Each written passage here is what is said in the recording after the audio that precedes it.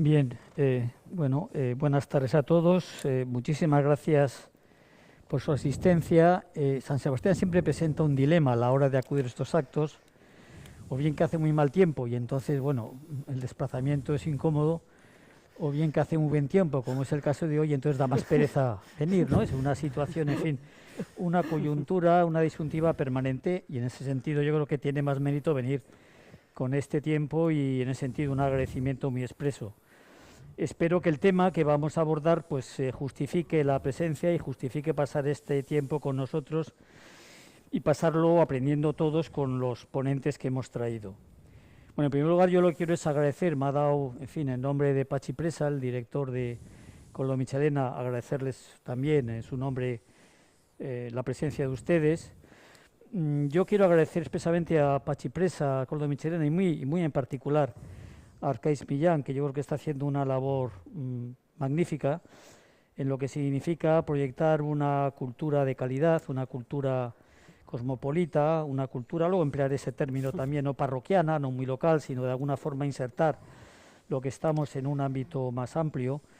Y yo creo que las iniciativas que están tomando, tanto el Coldo Michelena como la Diputación de Cultura en la persona de Arcais son, en mi caso, y lo digo desde fuera, dignos de absoluto elogio.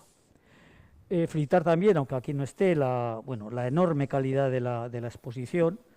Yo la he visitado 2 veces, una exposición realmente estupenda, que además tiene, digamos, la incorporación de los elementos que solo se puede ver a través de medios digitales. Por lo tanto, es una exposición que dura aproximadamente media hora y es accesible a través de otros canales. Y en ese sentido, para mí, pues es una satisfacción, como suele decirse, estar aquí, digamos, moderando este acto, ¿no? Es que es un acto que de alguna forma, hoy le leí a Lourdes Pérez en el Diario Vasco, que de alguna forma, como decía, trata de no solamente reflexionar qué es lo que vamos a hacer de forma nuclear sobre lo que supuso Auschwitz, sino también tratar de extraer algunas enseñanzas, ¿no?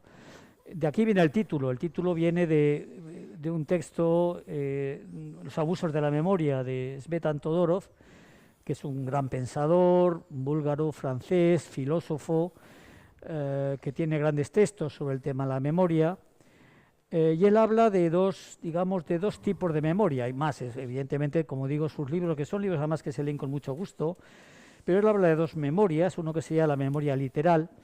La memoria literal es, bueno, pues cuando en definitiva uno analiza el hecho, ve las causas, los efectos, se centra en definitiva en ese hecho que se pudo producir, se analiza, se exterioriza, se publican trabajos sobre él. Y luego un segundo elemento que le parece que también es muy importante, que está ligado, que es la memoria ejemplar. Memoria ejemplar quiere decir, bueno, que a partir de ese hecho que se ha producido, ¿qué lecciones podemos extraer, ¿no? O sea, ¿qué ejemplos podemos extraer? Por lo tanto, no dejemos solo ese hecho, en este caso sería Auschwitz, no dejemos solamente como un elemento, bueno, que es el horror, es terrible, es algo que no debe reproducirse, pero también conviene quizá extraer algunas lecciones de lo que pasa porque es posible que sean aplicables a otros contextos. Yo no soy de la teoría de que Auschwitz tiene paralelismos. Auschwitz es el mal por excelencia, evidentemente. El Holocausto es el mal por excelencia y yo soy muy contrario, como saben algunos alumnos que me suelen escuchar, de banalizar los términos, ¿no? Yo soy muy reacio a hablar de genocidios, de holocaustos, para situaciones muy distintas, incluido en la historia de España, y una corriente que habla de holocausto, con algún historiador famoso, de genocidios. Yo creo que no, es decir, el holocausto es el holocausto, los genocidios, que ha habido más de uno, son los genocidios, pero luego hay fenómenos también de violencia de masas que son terribles, pero que no podemos banalizarlo, ¿no? También, y con esto ya voy acabando esta pequeña introducción, sí significar que Auschwitz, como símbolo, como ejemplo, ¿no? Más bien sería la Shoah en general, pues ha marcado un hito desde el punto de vista de las conciencias, sobre todo el mundo occidental, después de la Segunda Guerra Mundial, sentido, bueno, pues que fue un elemento que obligó a la reflexión, es decir, el sentido de la capacidad de destrucción que tiene la humanidad, en este caso incluso un país con una cultura detrás tan asentada, esa capacidad de hacer el mal, pues bueno, ha tenido un impacto extraordinario en lo que es el pensamiento y en lo que es en este caso también la historia. A nivel personal, yo cuando trabajé, y yo muchos años trabajando sobre la SOA, sobre el Holocausto, me impresionó. O sea, me impresionó y efectivamente pues me hizo ver la historia de otra forma distinta. El Holocausto lo que ha traído es, desde el punto de vista, digamos, de paradigmas historiográficos, un cambio de modelo. Si hasta la Segunda Guerra Mundial lo dominante eran sociedades, héroes, grupos políticos. Auschwitz o la Shoah lo que marca son sobre todo dos inflexiones, y en esa ola estamos todavía.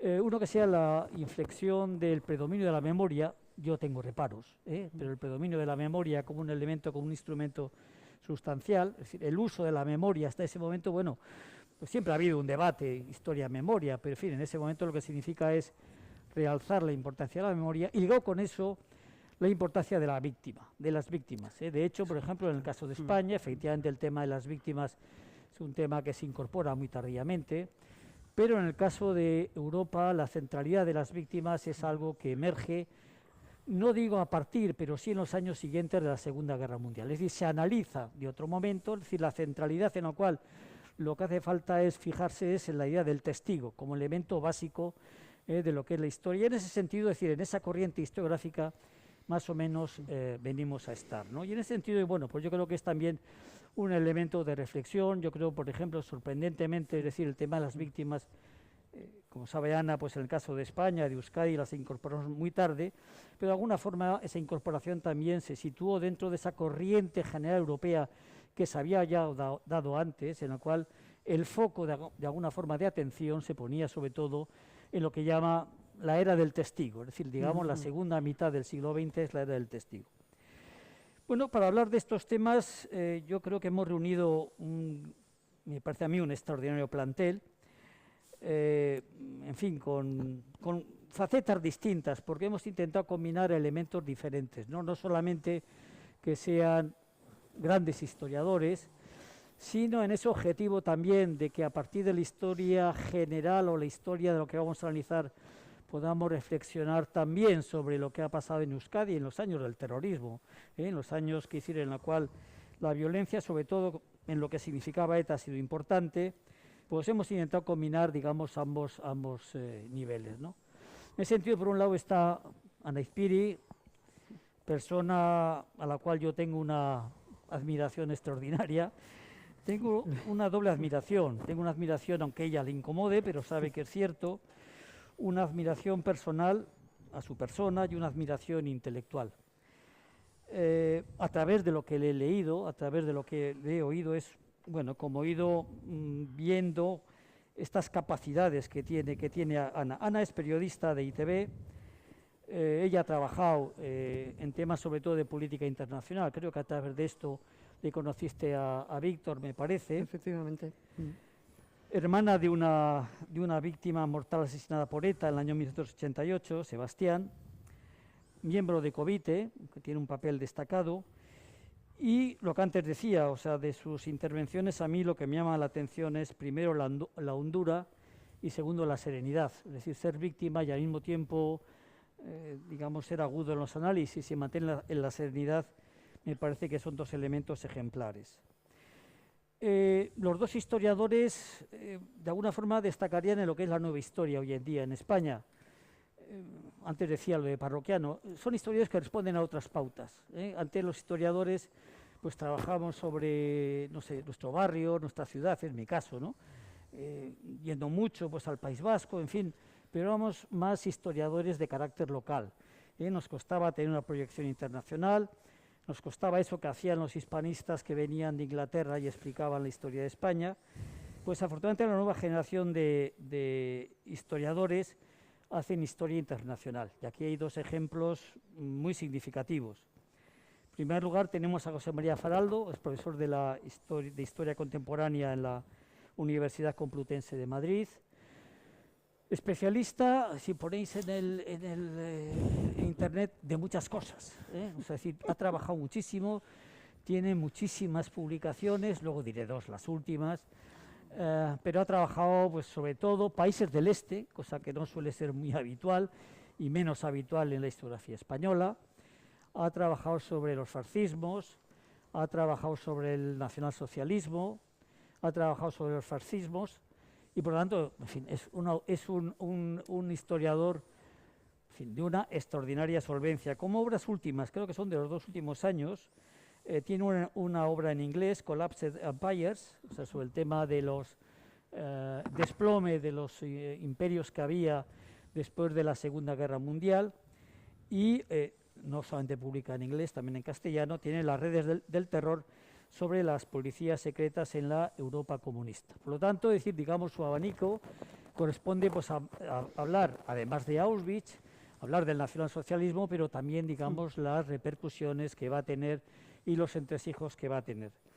En el caso de Víctor Amado, es profesor de la Universidad del País Vasco y es un especialista, tiene entre otras publicaciones, ha publicado muchos artículos, libros. El último es La Internacional Socialista y el laborismo israelí ante el conflicto de Oriente Medio. Por lo tanto, como se verá, hemos buscado otro polo, otra referencia. Es un especialista, digamos, en la historia de Israel, en el tema del sionismo, en el tema de los usos de la memoria que son tan importantes también en el Israel de actualidad, en lo que significa el Holocausto. Por lo tanto, hemos intentado, como digo, ofrecer este abanico. Bueno, la propuesta que hago, si les parece bien, es establecer 4 ejes, 4 temas que les voy a pasar a comentar a ellos. Ahora lo voy a decir, en la cual pues les daré a cada uno aproximadamente, son 4 temas, 5 minutos para exponerlos. Pueden interrumpirse, a ellos les puedo tutear, a vosotros no, a ellos no, a ustedes no, pero a vosotros sí. Claro. Podéis interrumpiros, hablar, no hace falta que mantengamos estrictamente, digamos, lo que va a ser esta propuesta, que les hice hace unos días, no les he cogido por sorpresa, pero es una propuesta, digamos, de 4 temas escalonada. El primer tema sería, bueno, ¿cómo se llega a Auschwitz? Bien, no solamente hablamos de Auschwitz, sino, digamos, los pasos previos que dan pie a que exista Auschwitz. En segundo lugar, dentro de los ingredientes en los cuales se puede gestar Auschwitz, un aspecto que nos interesa es, bueno, lo que hablaremos, la ingeniería social, la construcción nacional, los nacionalismos exacerbados como elementos que posibilitan esa gestación que va a ser Auschwitz. En tercer lugar, Auschwitz, sus comparaciones y proyecciones, o sea, bueno, hay otros fenómenos también de campos de exterminio, de campos de concentración, el Gulag, por ejemplo, como caso más significativo, y las proyecciones que eso puede tener. Y en cuarto lugar, el recuerdo de Auschwitz, el tema de la memoria, no solamente el recuerdo de Auschwitz y la memoria, sino el recuerdo de lo que fue ese periodo y esa época. Como digo, estos son los temas generales, ahora pasaré a exponer el primer punto. Pero en cualquier momento y cuando queráis, siempre se puede hacer proyecciones, plasmaciones, sacar enseñanzas, ver ejemplos que pueden aplicarse también a otros contextos y en el contexto del País Vasco. Bueno, yo incluso como, en fin, no soy sistemático, pero esta vez sí lo fui, os mandé estos 4 puntos, incluso aparecía aquí el orden en el cual iba comentando, ya lo tenéis ahí. Y por lo tanto, bueno, esto será, digamos, la primera parte, esperemos que dure, bueno, yo como siempre me extiendo más de lo debido, pero en fin, que dure aproximadamente 1 hora, y a continuación, si os parece, pues abriríamos un coloquio. ¿De acuerdo? Bueno, entonces vamos con la primera cuestión que le dirigiría a José Faraldo, que es cómo se llega a Auschwitz. En el sentido de decir de que todo fenómeno, antes de que se manifieste, necesita una preparación, necesita, digamos, que se vayan creando elementos en los cuales van a desembocar en ese hecho. En este caso, lo que estaríamos hablando es un paso previo de preparación para la exclusión, es decir, por qué de repente se produce ese proceso en el cual hemos excluido a un sector, lo hemos encerrado. Puedes explicar, bueno, sabía o no sabía la población alemana aquello de Auschwitz.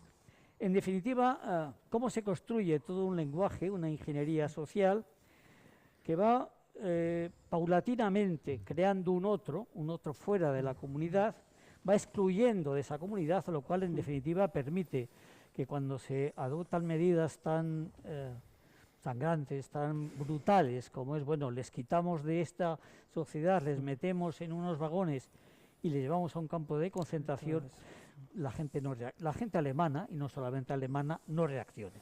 En ese sentido, un poco la pregunta iría, primero si te parece tú, José, luego si te parece Ana, luego Víctor, en ese sentido de los mecanismos de la exclusión, ¿cómo se hace para que un sector de la sociedad aparezca como excluido ante la indiferencia, llamémosles espectadores, bystander, en fin, lo que parezca, pero bueno, esto es simplemente un esquema y a partir de ahí, José, tú mismo puedes enfocarlo como te parezca más oportuno, para que aprendamos todos y para que vean todo lo que sabes. Bueno, lo primero, muchas gracias a vosotros, al Coldo Michelena, a la Diputación por invitarme, a ti y desde luego la verdad es que más modesto no se puede ser. Decir que se dedicaba a la historia de su pueblo, bueno, pues sería la historia de su pueblo, pero de ahí ha sacado muchas cosas. Así que de verdad Luis Castells es un maestro de todos nosotros y además literalmente. Yo he usado sus cosas en mis clases miles de veces. O sea que de verdad, muchísimas gracias. Sí, lo sé, bueno, no digo nada. Pues bien hecho, mal hecho. Ahora te toca aguantarte. Y bueno, has dicho cosas muy interesantes en la introducción con las que además de verdad que estoy muy de acuerdo. Y ha habido cosas, pues cuando me ha resultado interesante cuando has comentado lo de que a ti trabajar sobre el Holocausto te había producido también sentimientos. Y es que es literalmente así. Yo he trabajado mucho, más que sobre el Holocausto, sobre el Gulag, sobre las masacres estalinistas y también podemos llamar de alguna manera genocidio, o los genocidios, como dice Norman Neymar, estalinistas, y aunque también algo sobre el Holocausto, justamente porque pillan exactamente la misma zona. Y había momentos, yo lo digo a veces, lo he escrito en algún sitio, que salías del archivo con las manos llenas de sangre, ¿no? Porque leías cosas que eran imposibles de olvidar. O sea, yo he leído cosas sobre, pues yo qué sé, asesinatos de masas, la forma en que se llevan a cabo, y claro, no lo lees, digamos, en una novela, no lo ves en una película, ves los documentos de quien estaba perpetrando eso. Entonces la sensación es literalmente de ponerte los pelos de punta. Y claro, respondiendo un poco a tu pregunta, dentro de lo poco que yo sé, claro, ¿cómo se consigue eso? ¿Cómo se lleva a millones de personas a creer que es bueno eliminar a una parte importante de la población? O incluso, aunque sea una minoría, pero una minoría que a la larga es muchísima. ¿Cómo se llega a eso? Y es verdad que hay un proceso de preparación, por supuesto. Ya sabemos, eso sí que está más o menos trabajado y probado, podríamos decir, que la decisión final de la eliminación de los judíos se toma en el momento de guerra. Durante mucho tiempo los nazis estuvieron utilizando, digamos, unas ideas que ya existían por ahí, que se habían hablado en otros países, en Francia, en el siglo XIX, en Polonia durante el periodo de entreguerras, en muchos otros sitios se había hablado de eliminar a los judíos, expulsarlos de Europa, mandarles a Madagascar, se decía. Y además incluso se habló en algún momento de ello. Es muy interesante también, por ejemplo, ver que durante el periodo de entreguerras Stalin inventa una república judía perdida allí en Siberia. Y hay muchísimos judíos que se van allí a crear eso es, digamos, de alguna manera voluntario, entre comillas, pero también es una idea de que los judíos se van fuera, que los queremos fuera, ¿no? Bueno, volviendo a lo que te estaba comentando, eso lleva una preparación. Y la preparación, por supuesto, hay una parte muy larga que diríamos es la construcción del antisemitismo, es decir, la construcción de las imágenes de alguien que es otro al que vas a perseguir. Existe luego una construcción, digamos, científica, podríamos decir, con una ciencia que hoy llamaríamos falsa, ¿no? Que hoy llamaríamos malvada incluso, en la que se aportan razones que parecen reales porque son como las dicen científicos, ¿no? En las que se decide que esa raza, que también se define así, hay gente que de pronto se los mete en un cajón y se dice son una raza, pues esa raza es inferior de distintas formas, es inferior de distintos modos y es perniciosa. A partir de que eso se decide que esas personas son perniciosas, ya, bueno, pensamos qué hacer con ellas. Pues digo, a Madagascar. Pero en el momento de la guerra se dice, no, es mejor eliminarlas por completo, físicamente. Hasta entonces han estado eliminándolas, digamos, aleatoriamente, pues haciéndoles trabajar mucho, fusilando a unos pocos aquí, a unos pocos allá. Pero bueno, en un momento dado deciden que quieren eliminarlas por completo. Bueno, hasta tal punto, lo cuenta un historiador judío un historiador israelí en un texto, hasta el punto de que, por ejemplo, hay un barco en el Mediterráneo que va a recoger a unos judíos, a deportarlos, y resulta que le dicen que hay 5 o 6 judíos en no sé qué isla del Egeo. Y se desvían por completo para ir a recoger a esos 5 judíos y llevárselos a los campos. O sea, ese tipo de mentalidad, ¿no? Y eso, claro, se ha construido a lo largo del tiempo, ¿no? De una forma, digamos, que el problema más grave en ese momento es que se define como científica, y que son gente como nosotros, ¿no? Gente que se supone que son sabios, que han estudiado, que son los que deciden eso, ¿no? Y claro, eso se convierte en una formulación que muchas personas asumen, se creen, hay un argumento de autoridad y se llega a un momento dado eliminarlos, ¿no? A decidir que es posible eliminar y que es necesario y que, vaya, qué pena, este judío de aquí al lado, pues la verdad es que es un tío muy majo, sí, pero en fin, al cabo, bueno, y ese tipo de excusas, sí, es que es nuestro judío y tal, pero de cualquier manera, eso se escucha muchas veces, se lee en las fuentes, no es algo que yo me invente, ¿no? Se lee la idea de que, claro, es que dice Göring, dice Hitler, que los judíos son malos, pero aquí tenemos a alguien que es bueno. Lo que pasa es que, bueno, algo habrá hecho, ¿no? Algo habrá hecho, ¿no? Me suena. ¿Te suena? Me suena. Si quieres, podemos seguir, vamos. Vale, Más o queráis, menos, sí, Ana, porque sí, igual como- intervenimos, Hola, para no acaparar yo todo el rato. No, está Muy buenas bien, muchas tardes gracias. a todos. Gracias por venir, Luis. Me lo pones crudo, ¿eh? Aquí con los 2 colegas. Y yo, que no sé ni una milésima que ellos, pero bueno, estamos, como me decías, para reflexionar, para aportar.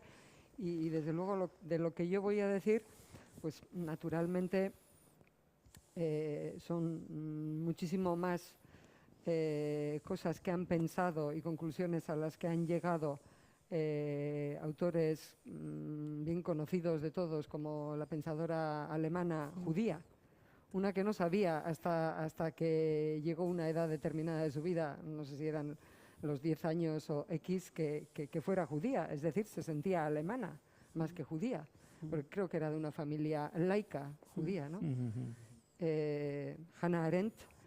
Y luego, naturalmente, pues muchas de las cosas que han estado escribiendo durante estos años los historiadores vascos vinculados al Instituto de la UPV, al Instituto de Historia Social Valentín de Foronda, al que tú perteneces o trabajas con ellos, Luis, que la verdad es que para mí leer esos libros, yo que hasta hace unos años no podía leer porque tenía tal bloqueo que era incapaz de ponerme a leer sobre lo que habían hecho los etarras en el País Vasco. Me resultaba algo de tal disgusto que no podía leer, pero bueno, ya llevo unos años que, pues bueno, digamos que he superado esa parte del trauma y pues la verdad es que hay libros fantásticos como este que es tan querido de los historiadores, Naturaleza Muerta, es su título. En fin, hay un buen ramillete de ellos. Nunca hubo 2 bandos, etcétera, etcétera. Historiadores como Edith Zubiaga, Antonio Rivera, Raúl López Romo, Fernández Soldevilla, Molina, en fin, hay un montón.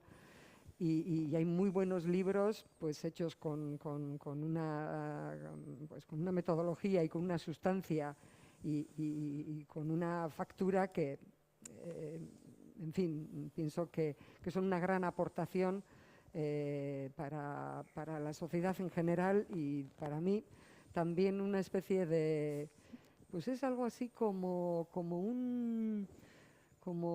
si te hicieran una caricia porque dices, bueno, pues esto es explicable, ¿no? ¿Cuántas veces no hemos oído en tantos años, y me estoy enrollando en esta introducción, aquello de que lo que ocurría en el País Vasco era inexplicable, incomprensible, ni mucho menos, ni mucho menos.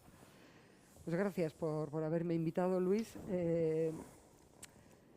Todo esto de la configuración del otro como enemigo a batir, pues nos viene desde la historia de los humanos y igual si se apura la cosa hasta de los Homo sapiens victoriosos, ¿no?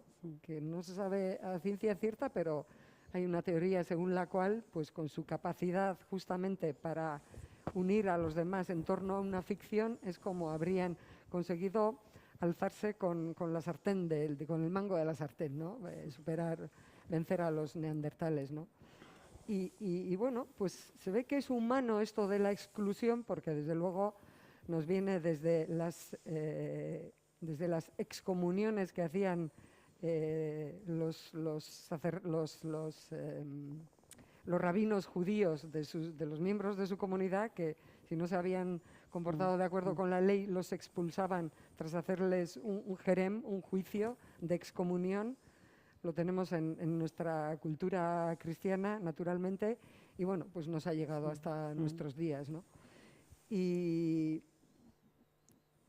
en este siglo pasado que fue tan terrible y en el que es algo paradójico como el humano, que había llegado a unas cotas de civilización importantísimas, pues llega a sucumbir y a actuar semejante barbarie como fue la del Holocausto, ¿no? Algo que la verdad es que incluso hablar de comparaciones pues resulta un poco difícil y solo se puede hacer desde un respeto total y absoluto y encomendándose, pues qué os diría, pues a la piedad que puede haber en la oración que rezan los judíos a los difuntos, ¿no? En el Kaddish, ¿no?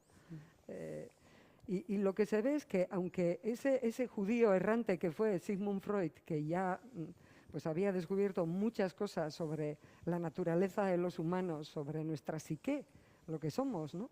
Y entre ellas cómo nuestra psique en su inconsciente incorpora a ese otro, al distinto, a lo otro, pues se ve que la acción de los humanos y supongo que las ambiciones que han tenido pues le han llevado a pisotear esa realidad de que nosotros no somos monolíticos, no somos planos, sino que somos ya en nuestra propia psique pues algo diverso. Y de ahí pues vemos tenemos esta historia de la deshumanización, de la falta de humanidad que se vio en lo que contaba José María, de lo que se puede leer en los documentos, y ahí pues el nacionalsocialismo, los nazis, cómo deshumanizan totalmente a esos a los que ven como un estorbo, a los judíos.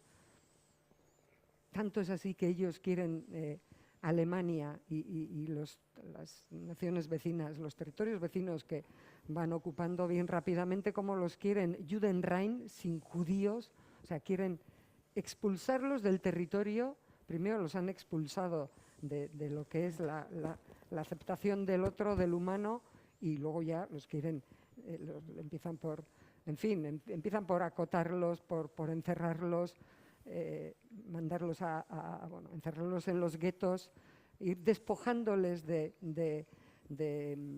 las habilidades, de los derechos que tienen las personas en sociedad, para finalmente pues llegar a lo que se llamó la solución final, la liquidación, la eliminación.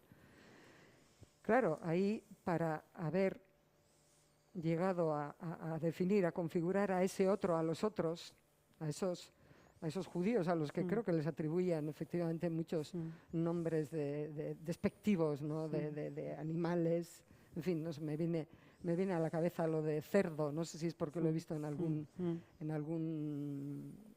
gráfico o algo, y no me acuerdo de lo poco que sabía del alemán, pero bueno, en fin, los denigraban, los despreciaban, y eso pues iba, digamos que, bueno, eso venía de antiguo, ¿no?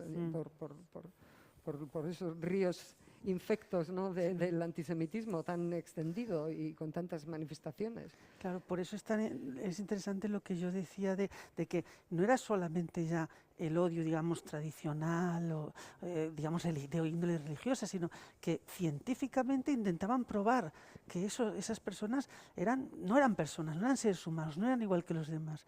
Y eso es Que era la interesante. época de la moda de la eugenesia Claro, la también, eugenesia, ¿no? que el Sí, hecho sí, de que son inferiores en todos los aspectos.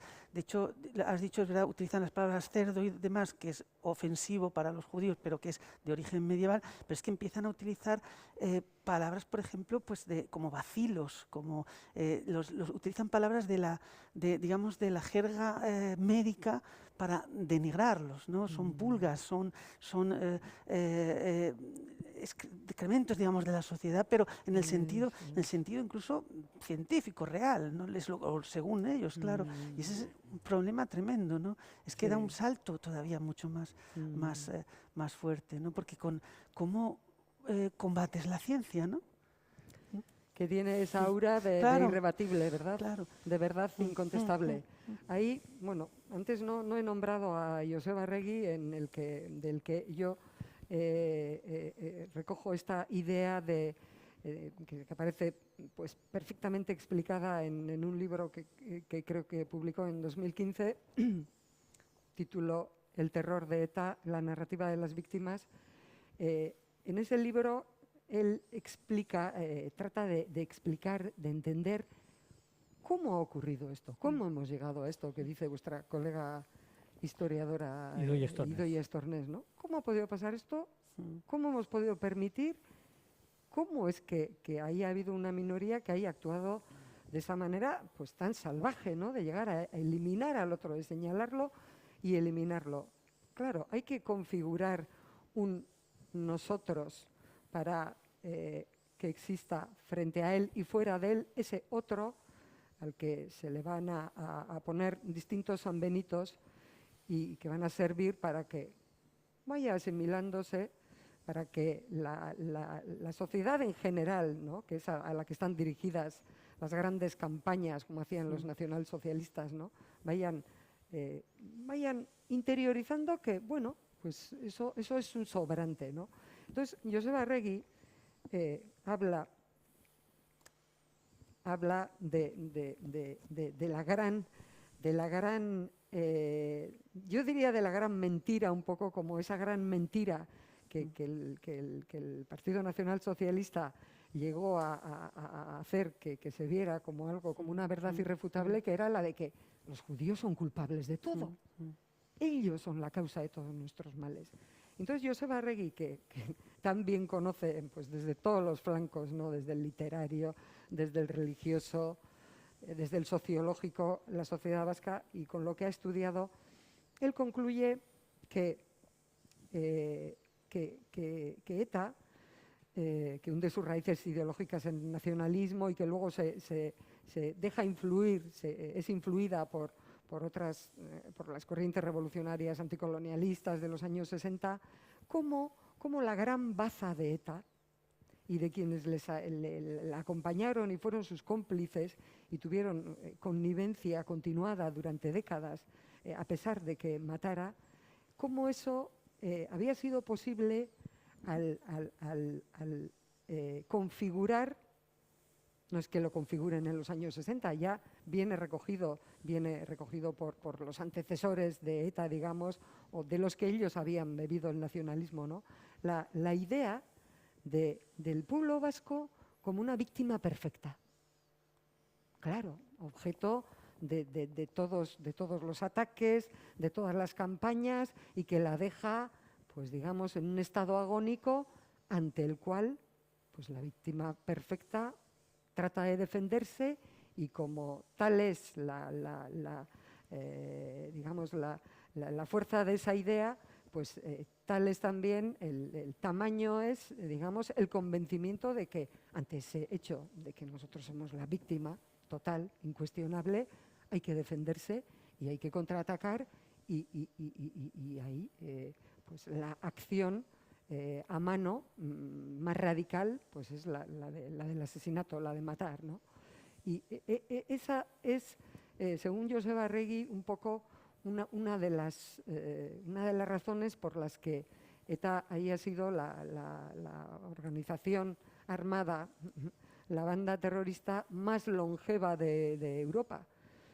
Hay otros factores también, pero ese es muy importante, el apoyo social que tiene, que va descendiendo con el paso de los años y especialmente ya a partir de finales de los 90, pero esa mentira que es tan sibilina, tan fácil de creer y que mucha gente se la cree a pies juntillas, entonces todo lo que sale de ahí pues va a ser creído y no va a ser cuestionado ni van a parar a pensar qué es esto que está ocurriendo, qué es lo que está haciendo, cómo podemos estar con ellos. Está el factor del miedo, naturalmente, pero bueno, esa es, digamos, un poco la gran mentira que viene del configurar el pueblo vasco como gran víctima a la que, claro, el enemigo está cerca, está entre ellos, entre nosotros. Es España, claro, es lo español, que es, digamos, como diríamos que es el ejemplo más evidente y más utilizado hasta nuestros días, en el que se apoyan y que utilizan para denigrar al otro, ¿no? Sí, sí. Muy bien. Víctor, te lo han puesto difícil, ¿eh? Sí, bueno, sí, ya lo han dicho todo. Lehenik eta behin eskerrak ematea, bai Luisi, arduradunei eta zuei ere, etorritako zuzen ere, hemen egoteagatik. Orain dela ez dakit zenbat, hemen ez nengoena. Eta bueno, beti da plazer handi bat, berriro honea etortzea, Bella Eazo deitutakoa zuzen ere, eta horregatik eskerrak ematea zuei. Gracias por la invitación. Y por las palabras de Luis, que esas ya ajustaré cuentas con él. Bueno, yo, ¿cómo se llega a Auschwitz? Cuando Luis hace la pregunta, yo ahí, como sabía que iba a tener a Ana Espiri y a José María Faraldo, que sabe mucho, digo, yo voy a ir a lo más fácil. Entonces voy a explicar que, y quiero hacerlo paralelismo con lo que sucede ahora en Europa. Es decir, eso tampoco es posible, por mucho que nos focalicemos en Alemania, si no entendemos cuál es el contexto de la Europa que hay en entreguerras, esencialmente. Es decir, hay una crisis de los sistemas liberales, desde finales del 19, los sistemas liberales se van más o menos con sus peculiaridades, se van asentando, medio asentando, pero Europa parece que la Primera Guerra Mundial, 14-18, pues incluso echando mano de historiadores, hasta la nueva Turquía de Ataturk se convierte de alguna manera en un sistema pseudoparlamentario, pero ¿qué sucede desde los años 20 hasta 1945? Es decir, que todos esos sistemas parlamentarios liberales, europeos básicamente, y algunos de fuera de Europa, si dejamos aparte Latinoamérica, se van convirtiendo en no liberales. ¿Y quién es la amenaza fundamental de esos estados liberales? No solo de los estados liberales, sino del pensamiento liberal.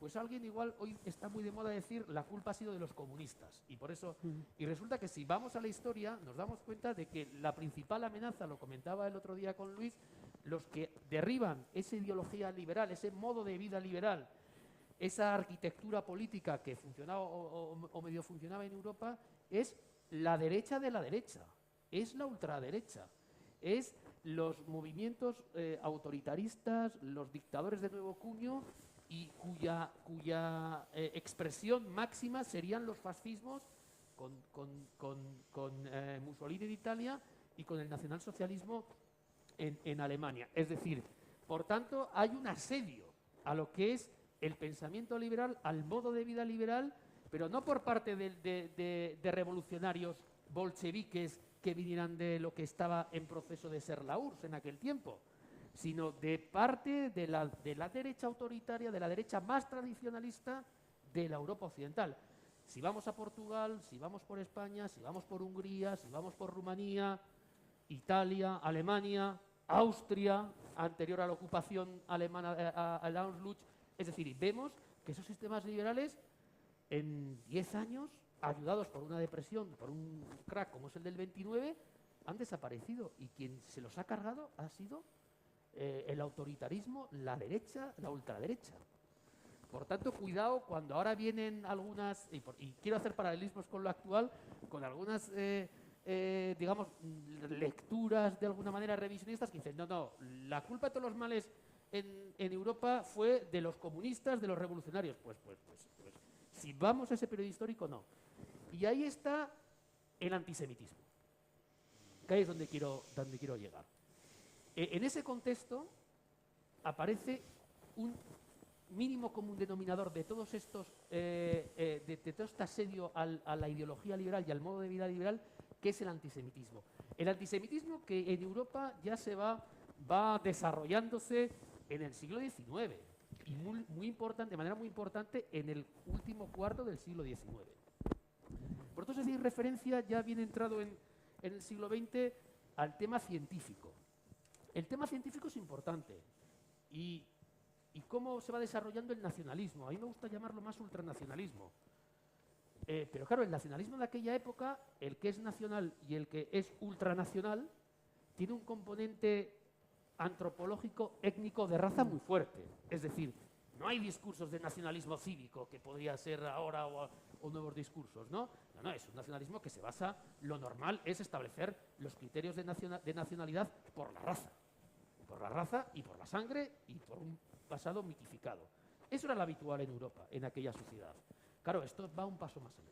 El antisemitismo está, pero hacéis referencia a lo científico. Yo haría referencia también a algo que no es científico, pero que tiene mucha mayor fuerza que lo científico, pienso yo, en la vida cotidiana de la gente.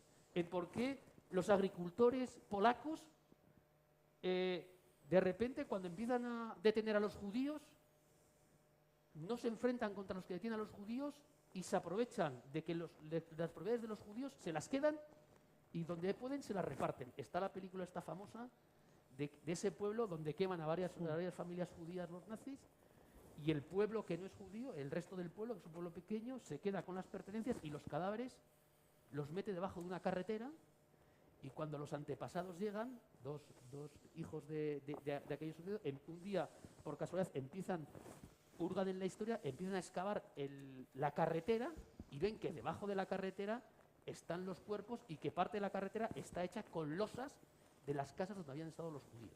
Es decir, ¿qué lleva a esos agricultores polacos a eso? La religión. La religión. Es decir, lo que es la fuerza que tiene la creencia religiosa en aquel tiempo. Especialmente, y hay que decirlo así, la cristiana en general. Y muy especialmente la católica. Y ahí están de que se los acusaba. Es decir, la creencia común, incluso hoy en día, en algunos casos, es que los judíos mataron a Jesucristo. Si vamos a una sociedad tan católica como es la francesa, por ejemplo, donde también el antisemitismo es bastante potente y el tradicionalismo religioso es bastante potente, como bien estudió Seif Sternal, para Seif Sternal incluso el origen del fascismo está en Francia, nos damos cuenta de que esa base de esa cultura cristiana de pueblo deicida, el judío tiene mucha influencia, más que incluso la ciencia. La ciencia es, de alguna manera, se utiliza para justificar el discurso estatal. Pero el día a día, la cotidianidad, es la cultura, esa cultura local, esa cultura popular, y ahí tiene que ver mucho la Iglesia. Y es muy importante, aquí rápidamente Ana Izpiri y cualquiera que sepa de la historia del País Vasco puede hacer un paralelismo a los púlpitos y el carlismo y el tradicionalismo. Es decir, la fuerza del púlpito. Yo hoy en día voy a Polonia, tenemos ahí, Faraldo y yo, tenemos alguna coincidencia polaca, y hoy en día es normal salir de una misa, hoy en día en Polonia, y que los sectores más tradicionalistas, que son los que gobiernan en Polonia, te repartan unos pasquines diciendo que el movimiento gay, detrás del movimiento gay está el liberalismo, está George Soros y están los judíos. Literal. Víctor, perdona la interrupción, pero los nacionalsocialistas, los jefazos, no eran creyentes. No son creyentes. Ojo al dato. Pero por eso decía que ellos se sirven de dos cosas. De lo científico, y ahí se hace una clara apuesta, pero para que el pueblo alemán, digamos, la gente, lo popular, lo normal, lo habitual, el que no es ultranacionalista, el que no está en las camisas pardas, el que no tiene un activismo político en el nacionalsocialismo, para que le dé igual lo que está pasando con los judíos, pero no solo los alemanes, los polacos también. ¿Qué ha prohibido el gobierno polaco hace poco? Que a Auschwitz no se puede mencionar Sielcin, el pueblo polaco donde está Auschwitz-Birkenau. Y cuando uno va a verlo, el guía polaco te dice, se recuerda habéis estado todos, me imagino, se recuerda de decirte, este campo primero fue un campo de represión política de los polacos. Pero es que eso es verdad. Es cierto, por supuesto que es cierto, pero es lo primero que te dicen. Es lo primero que te dicen. Que son, yo ahí, mi mujer es polaca, con lo cual... Lo trataremos Luego al hablaremos final de del esto. tema de la Al memoria, final, pues si no... La memoria tengo cosas que Entonces, decir, sí. Ahí el antisemitismo es, desde mi punto de vista, en el siglo XIX y sobre todo en el XX, es base de la cultura cristiana en Europa. Es la base. Y yo todavía, a algún mayor, todavía he escuchado decir cuando era joven, no, eso es una judiada. Eso de algo viene, una judiada. Y lo segundo que decimos, algún dirigente nacionalista catalán, pero no por ser nacionalista, más bien catalán, que hoy en día está casi a punto, no sé si entrar en la cárcel, dijo un día que son los segundos que van después de esto. No, parecemos un poco gitanos. Es que después del judío, y ahí están ya la sistematización con las leyes de Nuremberg, es decir, en el 35, 33 llegan los nazis al poder en Alemania, 35 leyes de Nuremberg, y ahí es donde se estratifica. Yo cuando les enseño a los alumnos y alumnas cuán bien se estratifica, entre comillas, la pureza racial, esa es la ingeniería de la élite intelectual. Eso no se entiende sin élite intelectual. Pero a la gente normal había que darle ese diagrama que decía, de bisabuela judía casi es ario, pero no lo es. Entonces, cuidado con estos matrimonios que se prohíben. Eso se entiende. Pero la gente normal, cuando ve que a un judío le ponen la estrella, o a una judía le ponen la estrella amarilla, y se lo están llevando primero al gueto, le puede dar pena. Pero, ¿qué pasa con la imagen del judío? Esa imagen del judío, que tiene un sustrato desde mi punto de vista en lo que es la cristiandad, lo que es la ética cristiana, y especialmente la católica, ese judío es cierto que el judío puede ser revolucionario. El sionismo, como movimiento político que nace en 1897, es abrumadoramente laico y de izquierdas. Participan en la guerra ruso-japonesa de 1905 muchos sionistas que van a ir luego a Palestina a fundar el Estado de Israel. Son revolucionarios, son rojos, son izquierdosos, no son religiosos. Pero son nacionalistas. Pero son sionistas, claro. Son nacionalistas. Y ahí, claro, el sionismo es nacionalismo judío. Claro. Ahí está. Pero ahora te digo, sí. Pero es nacionalismo y nacionalismo. Y luego, segundo, el judío puede ser el dueño del banco. El judío puede ser el intelectual desarraigado. El judío puede ser el agente comercial que intermedia entre el excedente agrícola del polaco que quiere vender su cosecha en la ciudad. ¿Quién es el intermediario? Muchas veces también al judío se le ve porque el ser judío, puede haber de todos los ámbitos y de todos los estratos, se le asocia con todo lo peor. Por eso es muy fácil, desde, entre comillas, el desarrollo de ese antisemitismo en Europa Central. Claro, la gran pregunta, ¿por qué no pasa en España? ¿Por qué no pasa en Portugal? Pero sobre todo, ¿por qué no pasa en España? Porque en la península ibérica ya los reyes católicos se habían encargado de hacer la limpia años antes con la expulsión de los judíos. Pero claro, en Francia, en Alemania, en Polonia, que es donde más judíos había, pues eso no había. Y luego en Rusia, en vías de la Unión Soviética. Por lo tanto, dos cosas y termino, perdón Luis. El contexto general de ascenso de la ultraderecha, de lo que sea el ultranacionalismo, la derecha de la derecha, y luego el antisemitismo como base, yo diría, que continúa en Europa desde finales del XIX. Y yo diría que hoy en día el antisemitismo, en menos intensidad, vamos a decirlo así, pero sigue. Ahí lo dejo. Si me permites que le conteste algunas cosas, porque ha levantado cosas muy interesantes, nos ha puesto aquí cosas que además son reales, están bien tratadas, pero creo que no van al centro de la cuestión. Antisemitismo es una cosa muy antigua, que digamos ha producido en la historia de Europa no solo bueno, una cantidad de violencia importante y que se basa, en definitiva, en lo que se basan en todas las sociedades, lo que nos ha comentado Ana también, de que encontramos siempre un otro dentro de nuestra sociedad al que culpar de algunas cosas. Pero eso no explica el Holocausto.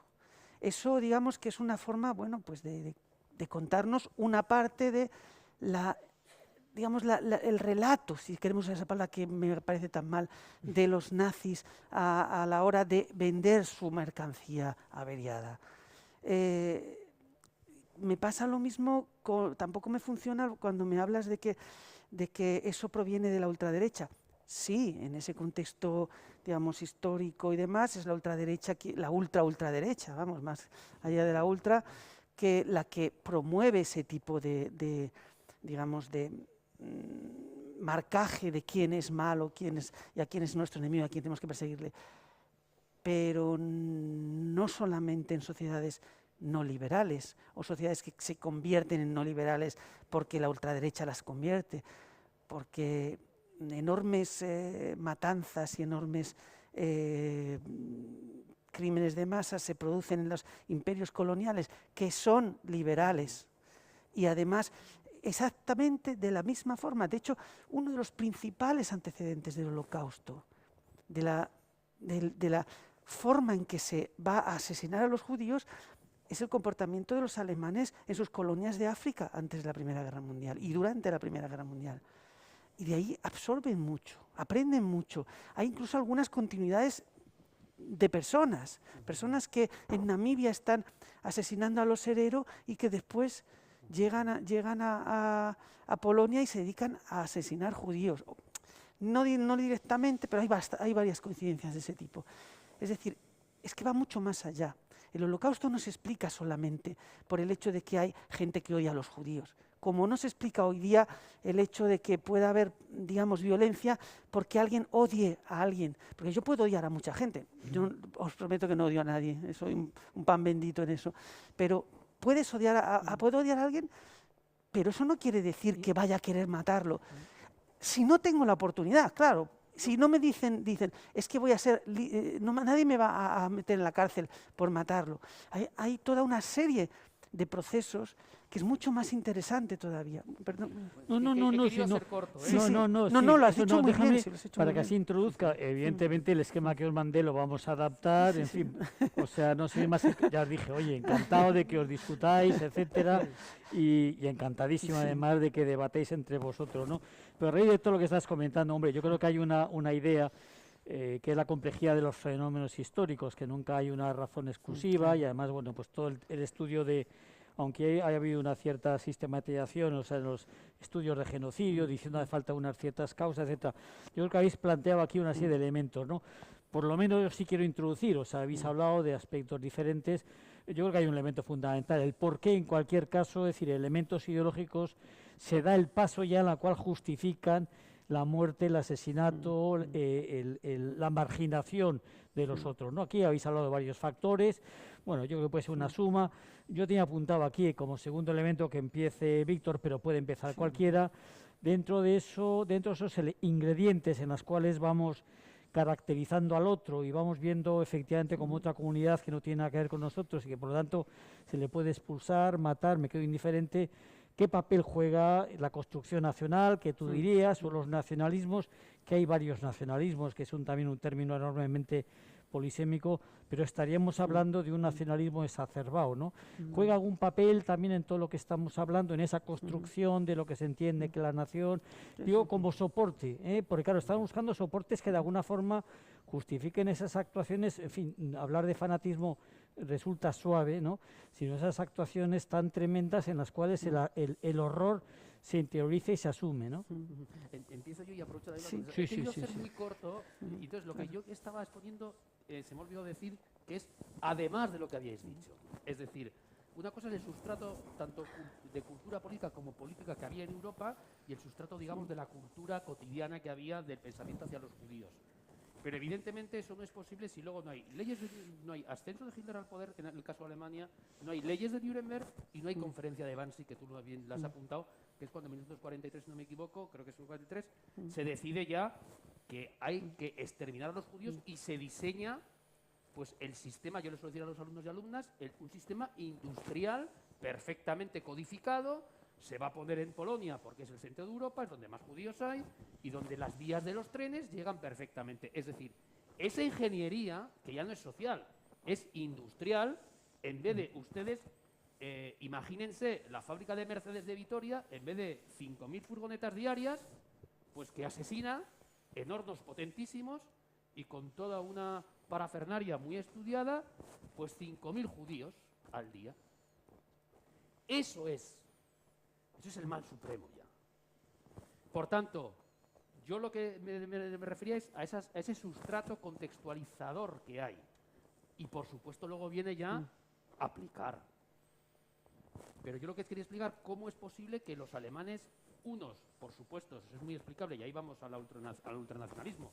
Es decir, los camisas pardas, los nacionalsocialistas y demás, se lo creen a pies juntillas el discurso nacional, y en el discurso nacional alemán nacionalsocialista está que los judíos no forman parte de la raza aria, hay un discurso de raza aria, esa gente es militante, por lo tanto se lo cree, esa gente no es muy difícil de justificar que hay que asesinar a los judíos o a los gitanos o a los homosexuales, digamos que es gente fácil, pero yo me gusta analizar por qué la gente que no era nacionalsocialista mira para otro lado. Está el miedo, que eso es un factor importante cuando hay un régimen autoritario como es el nacionalsocialista, el miedo a que si protesto defiendo a un judío me van a llevar a... me van a matar, con lo cual eso es un elemento que no hay que tener. Pero claro, el otro es, el algo habrán hecho. ¿A qué responde el algo habrán hecho? Pues a lo que he dicho antes, que el judío se le veía en muchos aspectos diferentes, porque se había estereotipado. Vamos al actual y me voy al ultranacionalismo.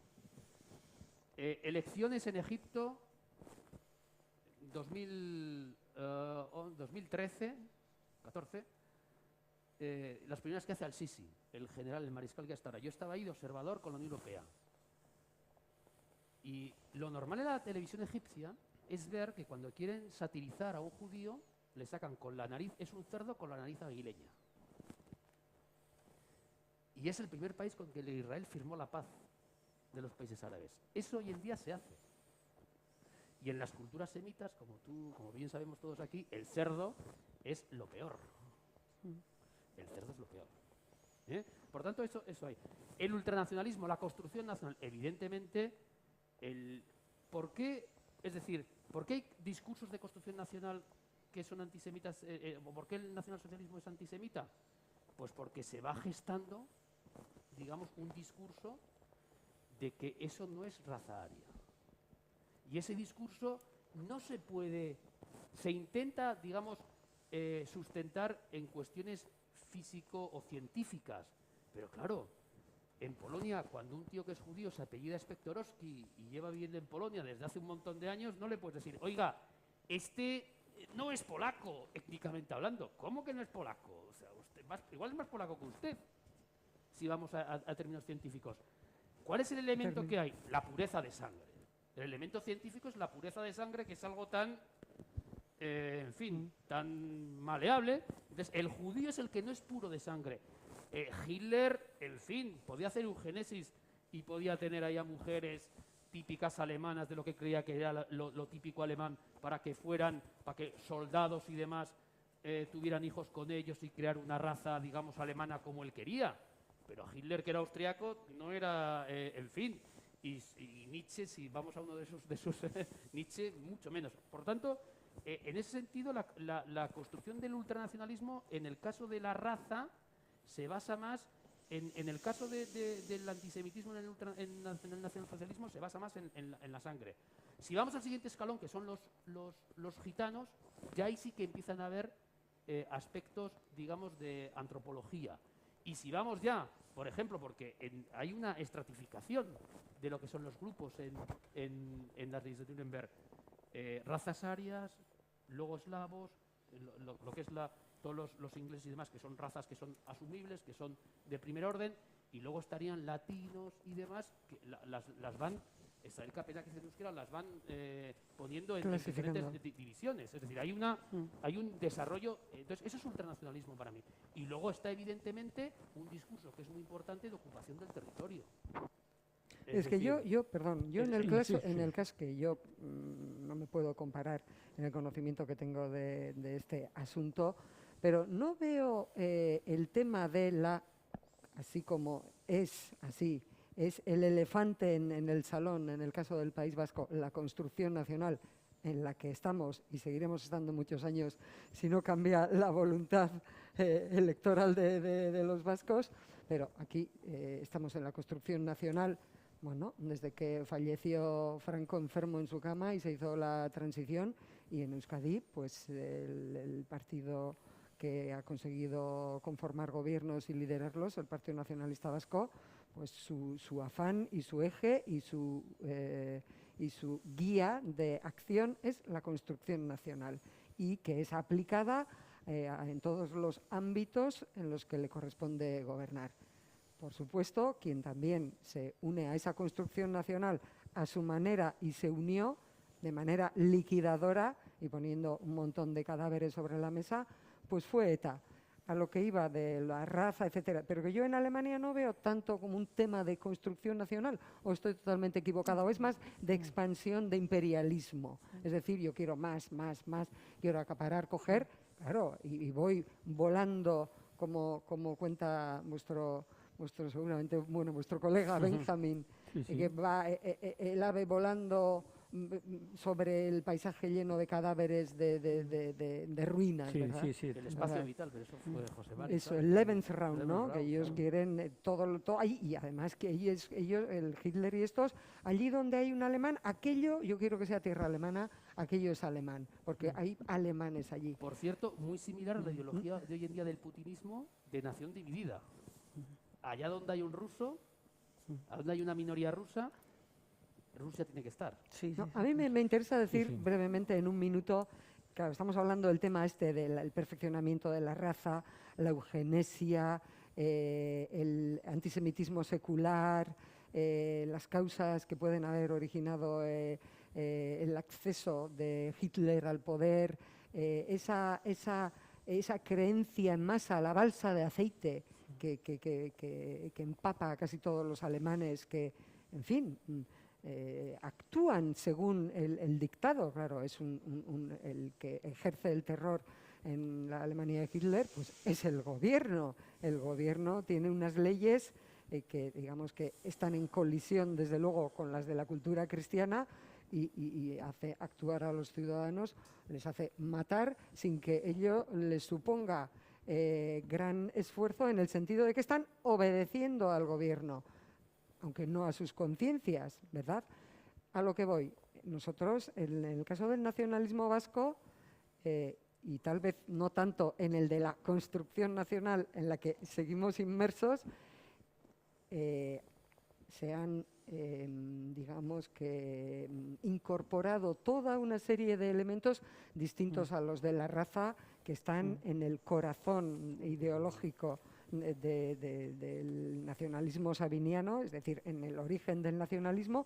Estamos hablando a caballo entre el siglo XIX y el siglo XX, efectivamente, donde los textos, cualquiera que se lee, es, en fin, atronadoramente racista, excluyente. No os relacionéis con el español, que es un simio, que no tiene sentido intelectual. En fin, es toda una concatenación de insultos y todo un intento propagandístico para que los vascos, las pospoliñas, no se relacionen con los señores que han venido de otros lugares a buscarse la vida, ¿verdad? Migrando de las regiones vecinas o más o menos alejadas. De eso hay un gran salto a los años 60, para cuando surge ETA, que efectivamente está influida, pues, por las ideologías, por las ideas anticoloniales que estaban muy en boga. Era lo más, Sartre y compañía, toda la intelectualidad.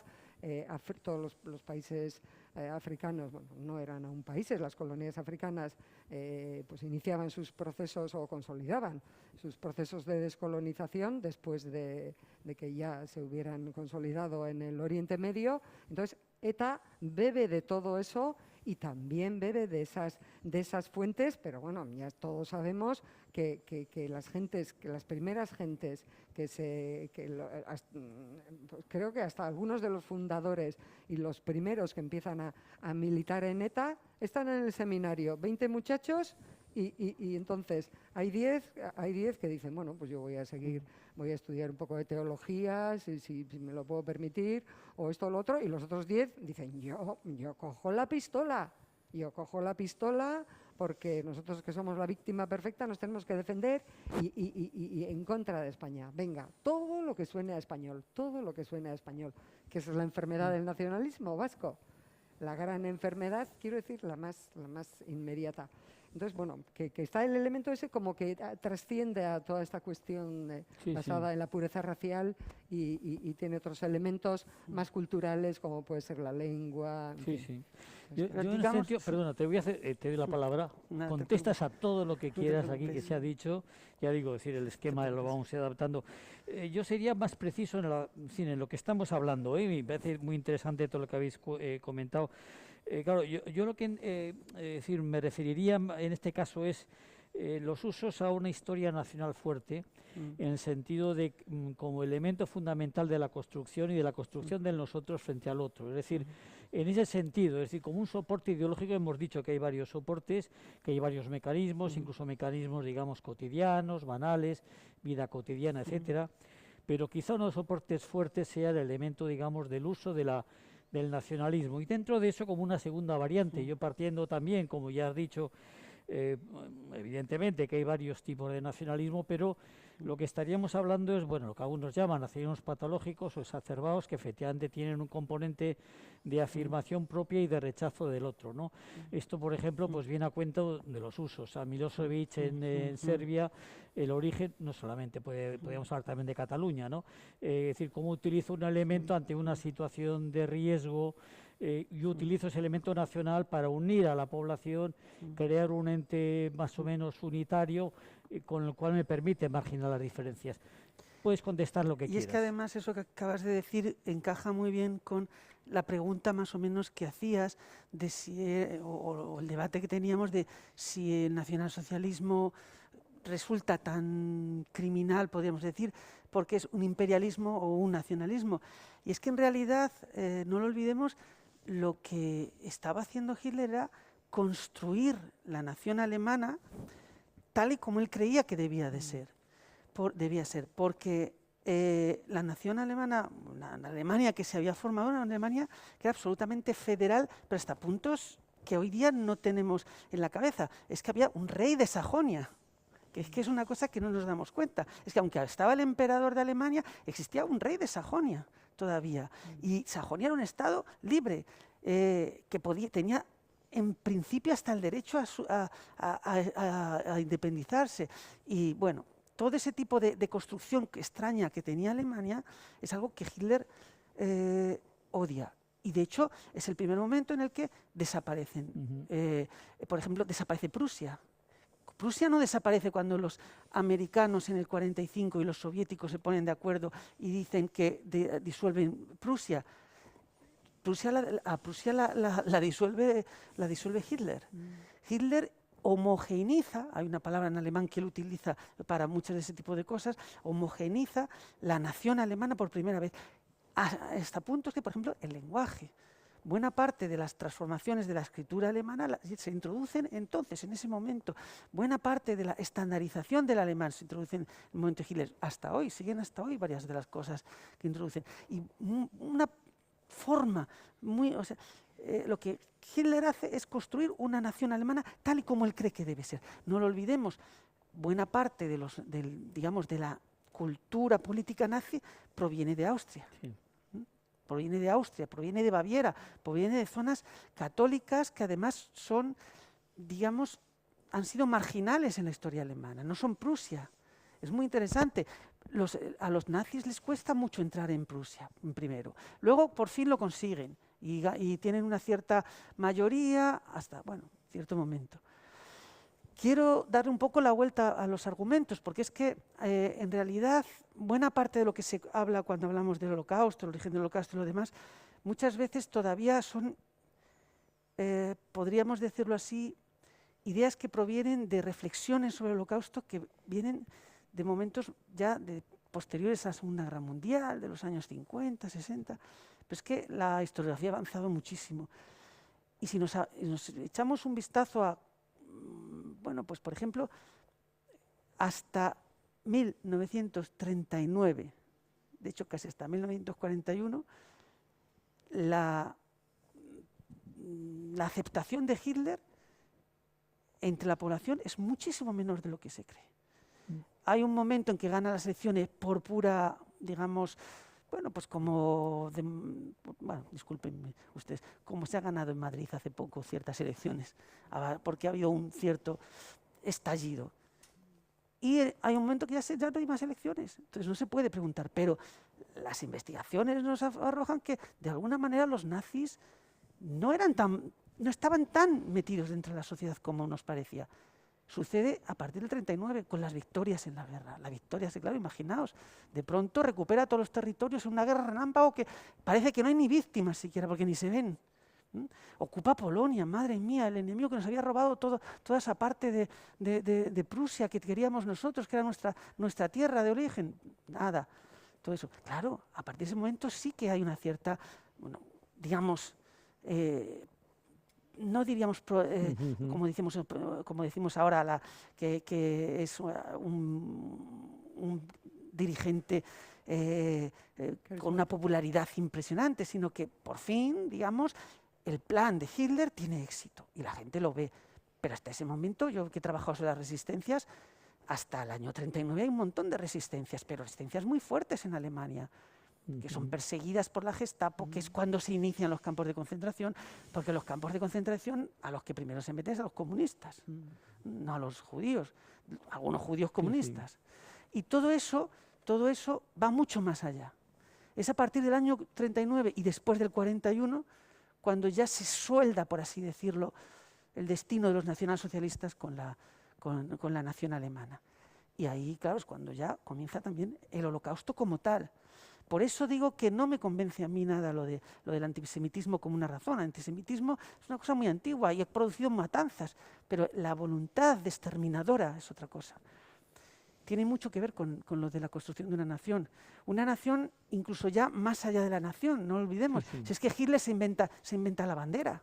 Es que Hitler cambia la bandera tradicional alemana. Es que, digamos que hasta el nombre del país lo quiere cambiar y llamarlo Germania. Es que es absolutamente otro mundo. Estoy de acuerdo contigo, pero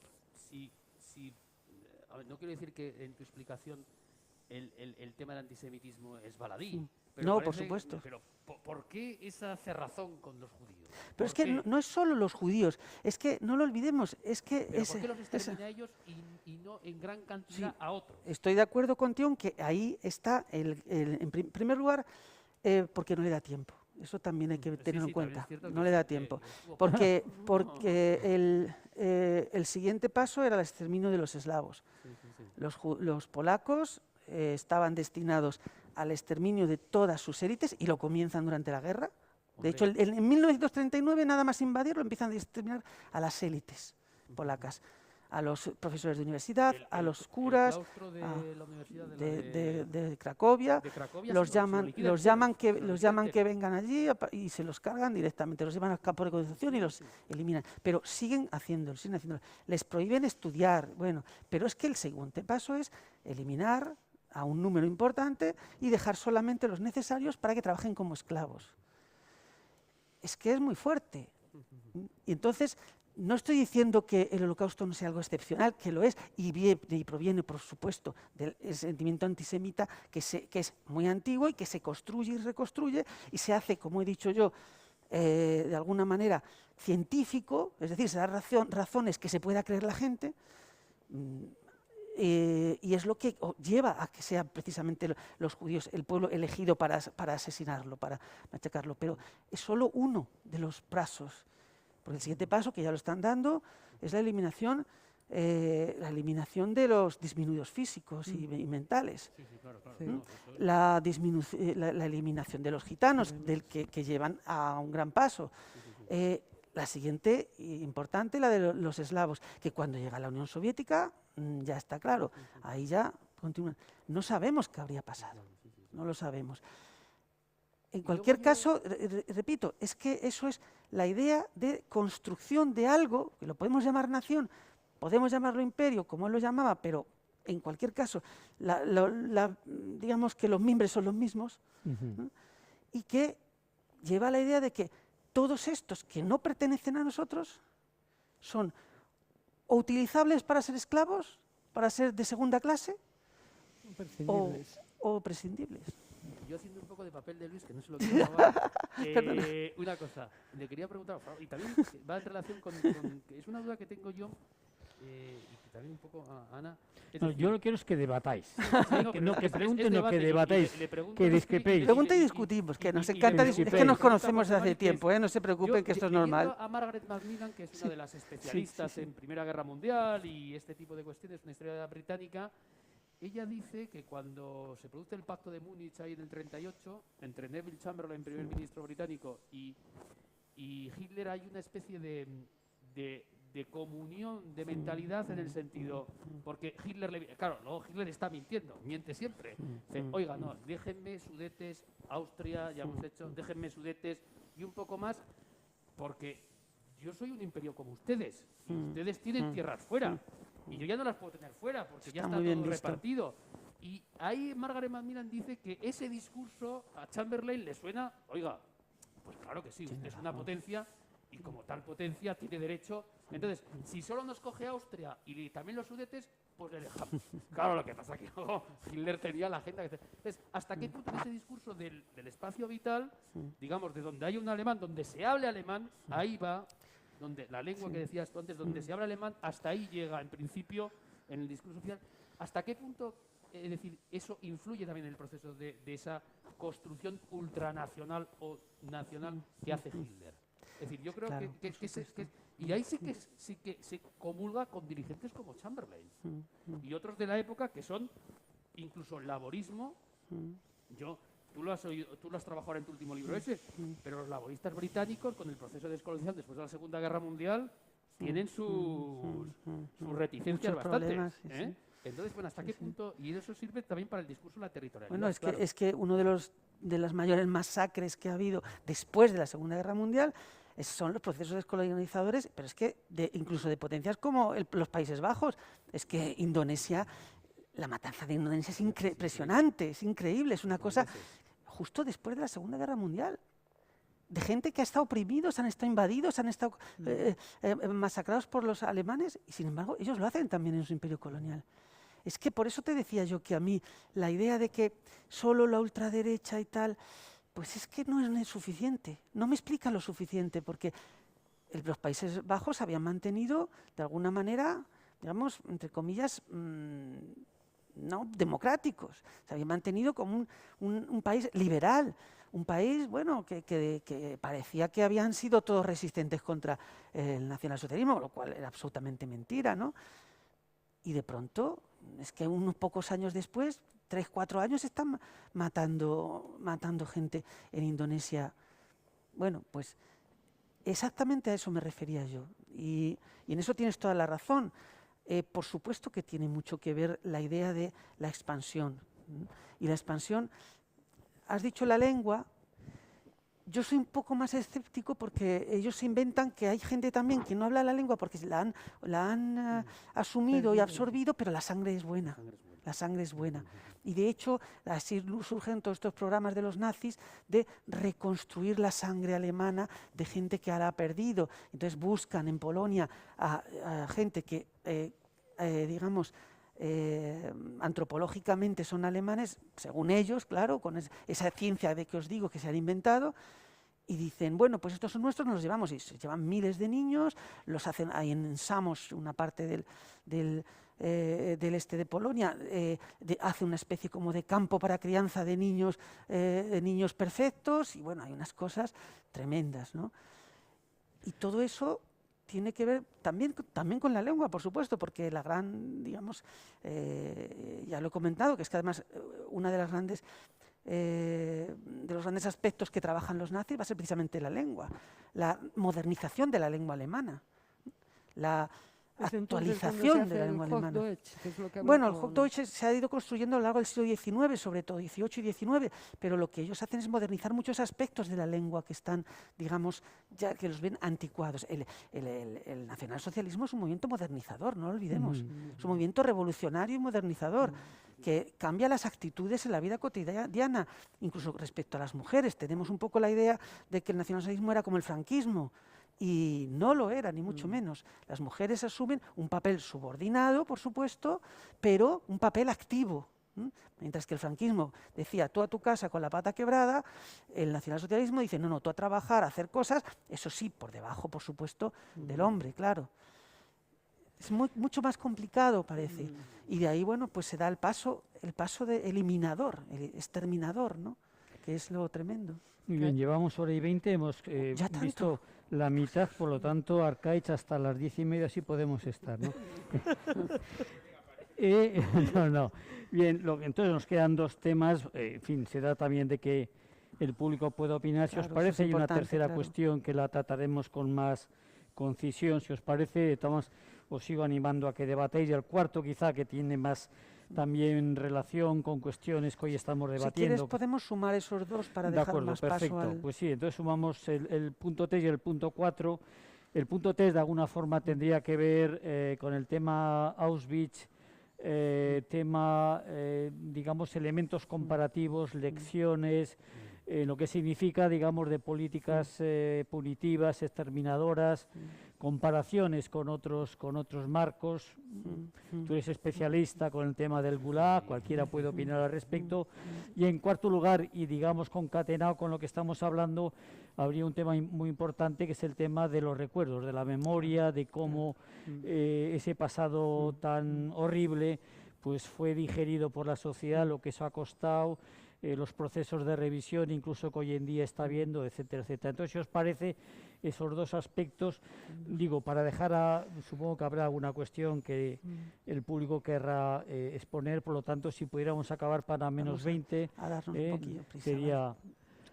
Bueno, como decía al inicio, no se pueden establecer paralelismos en absoluto porque hablamos del nazismo en Alemania, del régimen hitleriano, y es un régimen que tiene el gobierno y que utiliza todos los recursos del Estado para acometer sus planes y para tratar de alcanzar sus objetivos.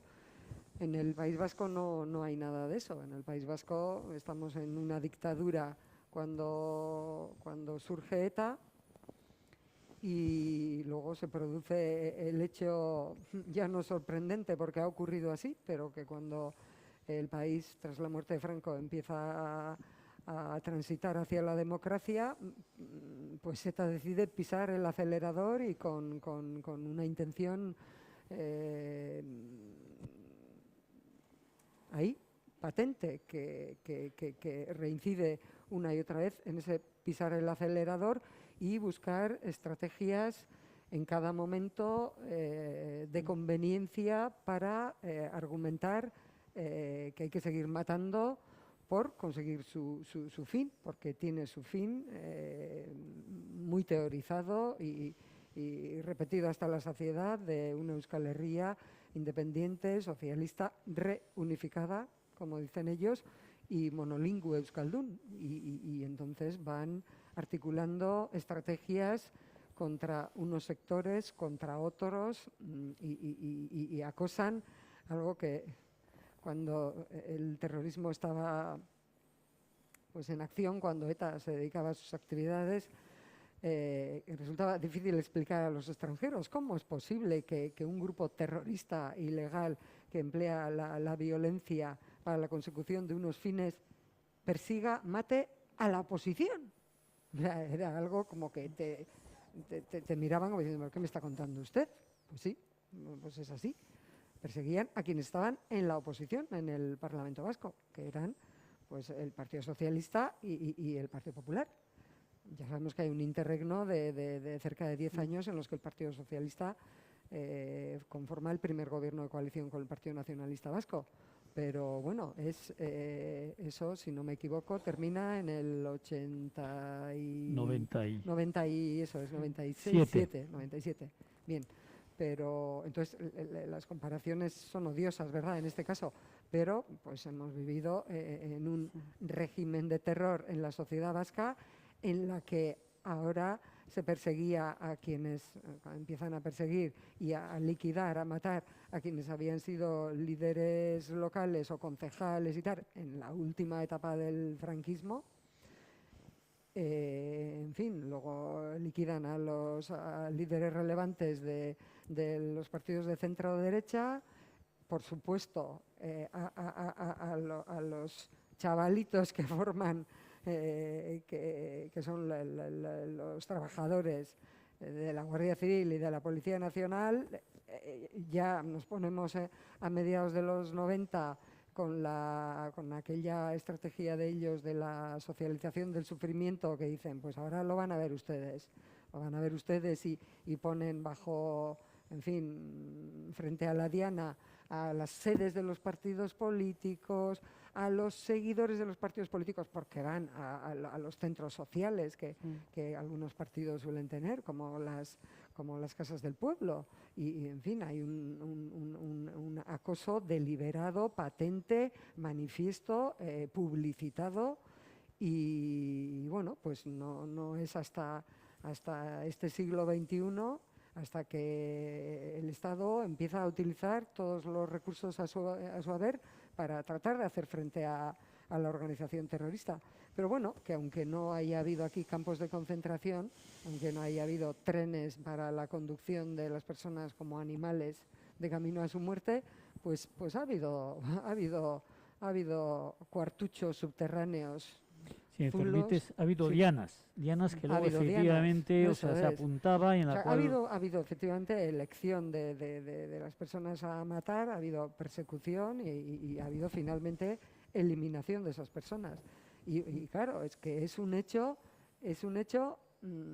insólito en Europa el que haya un grupo que emplee la violencia armada no solo contra las fuerzas y cuerpos de seguridad del Estado, sino contra la sociedad civil que les adversa o personas que manifiestamente se oponen a su ideología con claros visos totalitarios y bueno, pues se dedican a esas actividades delictivas, porque desde luego no lo podemos comparar, tampoco sí se puede comparar, pero en Irlanda del Norte, claro, hay una guerra internecina, es decir, ahí se desata la espiral de la venganza por parte de los sectores que querían seguir perteneciendo a la corona británica a permanecer en el Reino Unido, que dicen, ¿cómo? Pues nosotros vamos a articular nuestros grupos y vamos a mataros a vosotros. Y así sucesivamente con la sangría que eso genera, ¿no?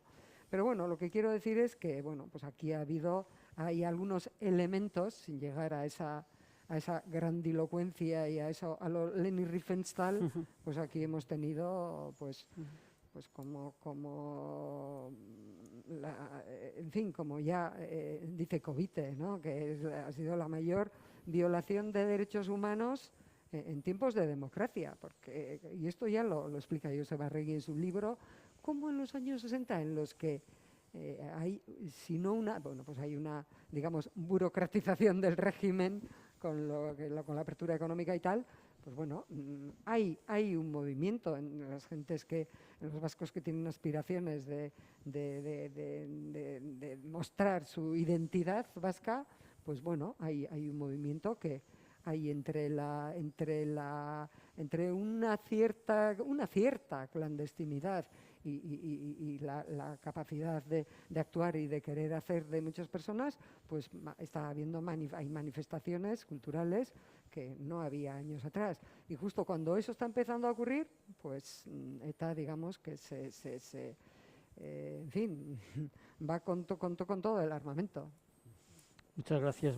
Voy a hacer dos preguntas. Ahora sí hago una. Usos del pasado. Usos del pasado en lo que estamos hablando. Evidentemente el panorama es amplísimo. En fin, te doy 5 minutos para que lo resumas. Y usos del pasado le va para Víctor, ya lo siento, en el País Vasco también, en la actualidad o como en fin quieras plantearlo, ¿no? Ya sé que lo tuyo es enormemente amplio, extraordinariamente difuso, porque estamos hablando de países, bueno, distintos y efectivamente que ha habido movimientos en una dirección, movimientos en otra.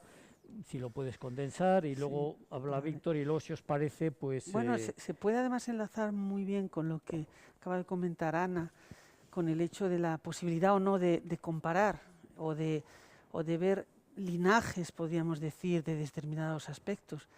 Porque es verdad que en los últimos años en Europa del Este, sobre todo en Europa Central y del Este, se ha, digamos, equiparado el régimen nacionalsocialista a los regímenes comunistas, lo cual es un poco complicado porque en realidad son cosas bastante distintas. Sí. Pero es cierto que hay aspectos que podríamos decir que tienen el mismo linaje. No son iguales, no son lo mismo, pero de alguna manera tienen una genética similar. Y cuando has comentado algunas de las cosas que comentas del País Vasco acerca de determinadas pues, exclusiones sociales, persecuciones de la sociedad civil, incluso el uso de la violencia para, digamos, legitimar determinadas construcciones nacionales y demás, pues es verdad que hay aspectos que se pueden encontrar en muchos otros tipos de formulaciones de regímenes o de formaciones ideológicas. Y eso también es, digamos, el verlo de cierta manera es también, hablando de usos del pasado, es también algo que estamos comprobando, como en determinados países se ha intentado después del comunismo por determinadas élites convertir o equiparar el nacionalsocialismo y el comunismo para que, digamos, de alguna forma, las élites que han perdido, pero que todavía persisten y quienes, digamos, podrían intentar quitarles el poder, que son, digamos, élites, las élites excomunistas, que generalmente ahora ya a estas alturas, después de tantos años, son generalmente ya se han cambiado, ya se han intercambiado, hay otras élites y demás, pero que son, digamos, socialdemócratas o izquierdistas, si podemos decir, pues para que no les quiten el poder, los igualan ese tipo de eso. Hay una línea genética, de todas formas, que es la que estamos hablando un poco antes, y es el hecho de que ambos sistemas lo que intentaban es, y no hemos pronunciado esta palabra aquí en ningún momento, y eso me resulta curioso, intentaban construir una cierta utopía. Yeah. Una utopía nacional, como, bueno, hemos visto no hace demasiado tiempo en Cataluña, que se sacrificó todo a una utopía que, bueno, pues una cosa podría ser el de respetar determinados tipos de identidad, de lenguaje, se puede hablar todo, pero eso era clarísimamente algo absolutamente imposible, porque se suponía que iba a resolverlo todo. Bueno, pues el nacionalsocialismo y el comunismo tienen en común ese intento de construir determinada utopía por medios, digamos, violentos, por la aplicación violenta de la aplicación de la violencia sobre la sociedad. Y eso sí que es similar. Otra cosa es que es muy distinto, los objetivos, las formas, las formulaciones, ¿de acuerdo? Y bueno, los usos del pasado, como hablábamos, y ya termino con esto, son extraordinariamente complicados, porque es que han ido variando además, y en eso algo de lo que has comentado sobre el renacimiento de un cierto antisemitismo, pues han pasado a ser la defensa de la propia nación. Entonces, en Europa del Este ahora mismo, el caso más claro es Polonia, pero también Rusia, la Federación Rusa u otros países, ha pasado a primer plano la defensa de lo propio, entendido como lo propio, lo nacional, y expulsando ideológicamente de la nación a, por ejemplo, los judíos, no solo. Algo que justo después de la caída del muro y en los primeros, digamos, 15 años no era así, sino que eran sociedades muy inclusivas, que empezaban a recuperar, por ejemplo, a los alemanes que habían vivido allí, los alemanes étnicos que se llamaban, a los judíos, a todas las minorías étnicas. Bueno, pues eso se ha cortado de alguna manera y ahora se ha nacionalizado. Has contado de Auschwitz. Auschwitz está todavía, el director de Auschwitz es un tío bastante inteligente ahora mismo y él hace las cosas bien, pero ha habido muchas otras cosas en torno al museo y en torno a otros aspectos en Polonia sobre eso, que son clarísimamente retardatarios, ¿no? que retroceden, que reaccionan, digamos. Sí, sí. Instituto Nadorove, ¿cómo es? El Instituto de la Memoria Nacional. ¿no? Yo dimití del BOAT. La Memoria Nacional. El Instituto de la Memoria Nacional era un sitio muy interesante, dedicado a... todavía sigue existiendo, que es seguramente el Instituto de Investigación Histórica mejor pagado del mundo, Sí. ¿En dónde? en Polonia. En Polonia. Y se dedicaba, o se dedica, digamos, a examinar los crímenes comunistas, también los fascistas, también los nacionalsocialistas, pero esos están como por debajo, ¿no? Sobre todo se dedican a lo que ellos llaman crímenes comunistas.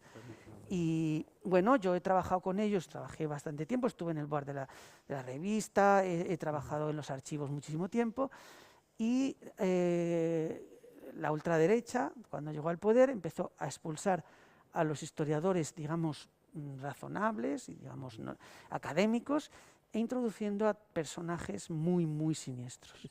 Muy, muy siniestros. Conocidos, sí. Y es terrible. Yo los usos del pasado, si me dejas, Luis, luego también puedo hablar del País Vasco, pero me voy a meter un poco más con... Pero no mucho, por si la gente para quiere que haya- hablar, para que ¿eh? haya, yo quiero ser, y dado que la exposición aquí y el motivo que nos trae es viendo Auschwitz, es decir, cómo utiliza, y aquí voy a ser un poco polémico, cómo utiliza, pero vamos, no soy yo quien lo dice, yo me voy a basar mucho en el libro de Edith Tal, la SOA y la utilización de la SOA en el discurso político de Israel. Es decir, cómo Israel utiliza el uso, o sea, lo que es el Holocausto y especialmente la SOA y luego Auschwitz para la construcción nacional a partir de 1948. Es lo que Edith Tal dice en su magnífico libro y también Ben-Ami en su prólogo, la memoria sin sujetos. ¿Qué es la memoria sin sujetos? En teoría Israel tenía que ser la solución para aquello que decía que era Wiesel, de que el pasado pertenece a los muertos. Es decir, hay un problema con los supervivientes de Auschwitz y de todos estos campos y de la SOA cuando llegan a Israel, que no se atreven a hablar. Es tanto el dolor que no se atreven a hablar. Entonces, para muchos de ellos, Israel, el Estado, cuando se constituyó en el 48, es el lugar donde van a poder narrar sus experiencias.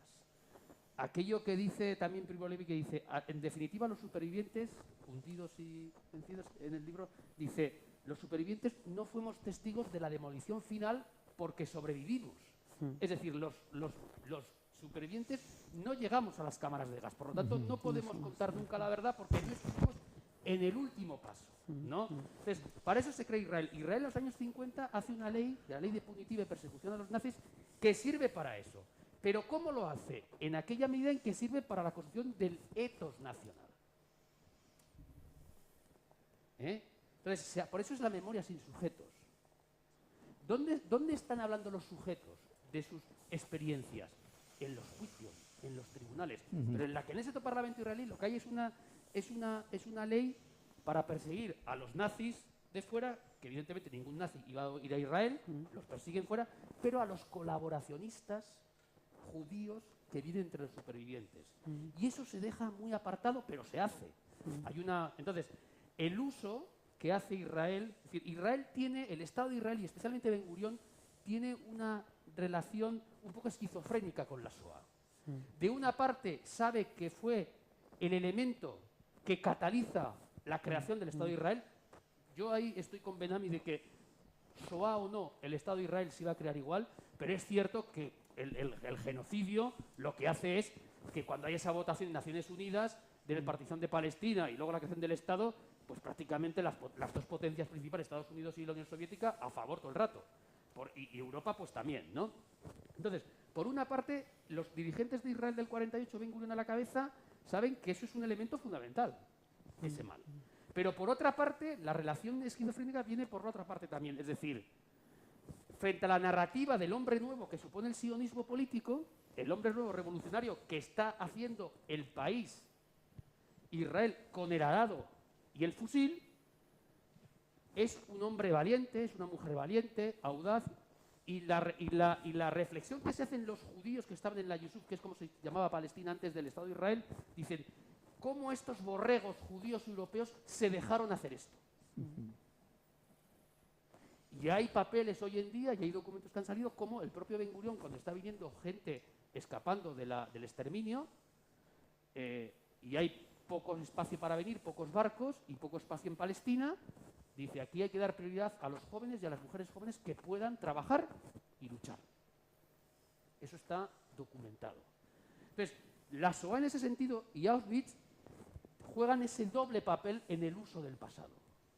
Sí, sí. Y luego, a partir del 67, que es una guerra fundamental, cuando ocupan ya toda Jerusalén, a todo lo que queda fuera de la línea verde, que es la frontera del Israel, con las ocupaciones, le llaman las fronteras de Auschwitz. Fijaros, las fronteras de Auschwitz. Es una utilización, es decir, todo lo que no sea Israel es Auschwitz. Y en este caso, especialmente los árabes. Hay una nazificación de los árabes a partir de la reunión del mufti de Jerusalén con Hitler, pero luego en los años 60. Y luego hay una banalización, que esto también lo dice Benami, de la Shoah. En la medida en que, y aquí soy quiero lanzar la piedra y ser muy crítico, partiendo de que yo creo que el Estado de Israel, si no es un Estado judío, tiene poco sentido. Pero, dice, Shlomo Benami dice, tenemos un problema como país cuando cualquier amenaza militar interpretamos que es una introducción al Holocausto. Eso hace banalizar la Shoah por parte nuestra. Por lo tanto, ha habido un uso y un abuso, y esto es algo que se discute mucho en Israel, de la Shoah en ese sentido, de esa doble arma de doble filo que es la Shoah y Auschwitz para los israelíes, que es, de una parte, nos ayuda, e Israel es el Estado encargado de recordar al mundo que hubo eso, pero por otra parte, en definitiva, esos judíos europeos no eran como los de aquí, los sabras, que si venía alguien a por nuestras tierras, nos enfrentábamos a ellos. Y esa narrativa, ¿dónde se encuentra? ¿Cuál es el contrapunto al borreguismo de la Shoah? La Masada, la resistencia de los judíos al asedio romano del 73, después de Cristo. ¿Qué sucede en la Masada? Es un sitio que está en Judea, cerca de la frontera ahí con Jordania, donde estaban un pueblo, vamos a decir, judío y tal, y en el año 72-73, es asediado por las tropas romanas, en el proceso de romanización.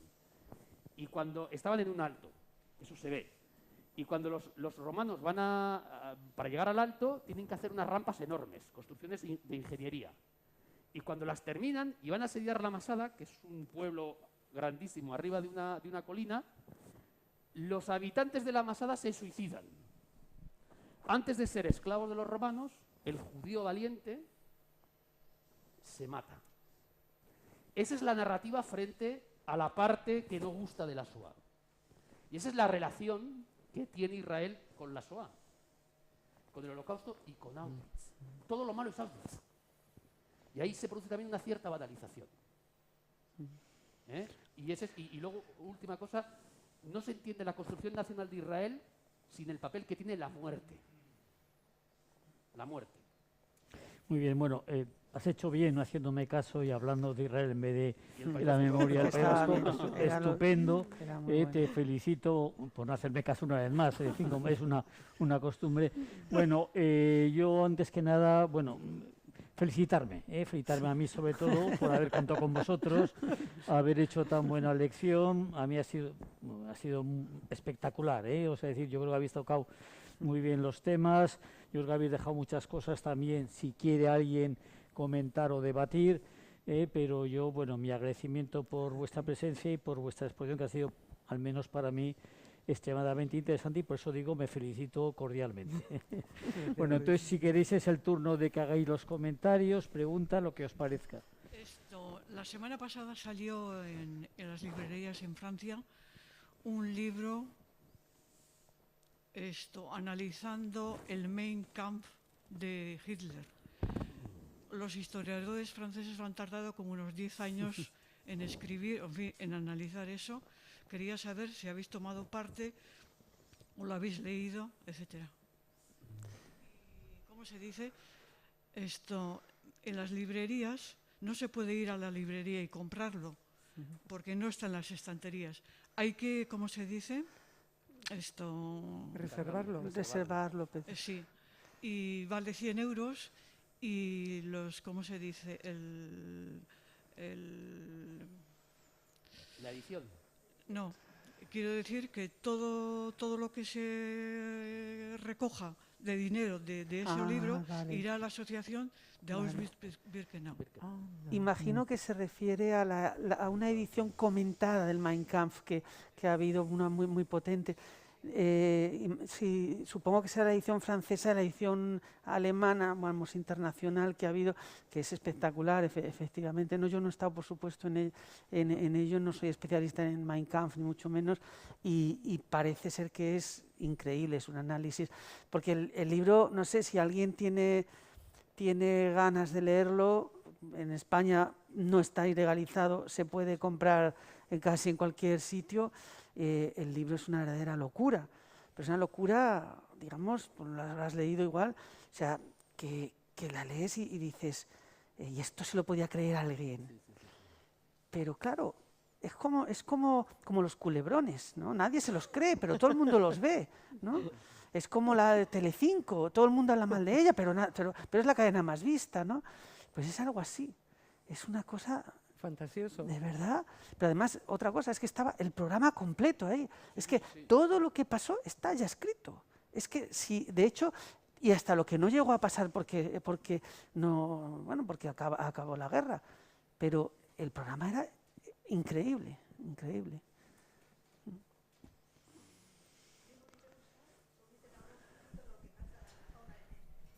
Justamente en Israel. Me parece incomprensible de todo lo que han sufrido y que sigan con ese nacionalismo ellos también. No lo comprendo. No llego a Eso eres tú. comprenderlo. Sí, aquí hay una persona que... Sí, lo que pasa es que quizá haya más preguntas, digo, antes de que empieces, vale. porque es tan denso y, bueno, tú lo conoces, ¿no? Pero contesta, por favor. Contesta, pero... no. Sí. Bueno,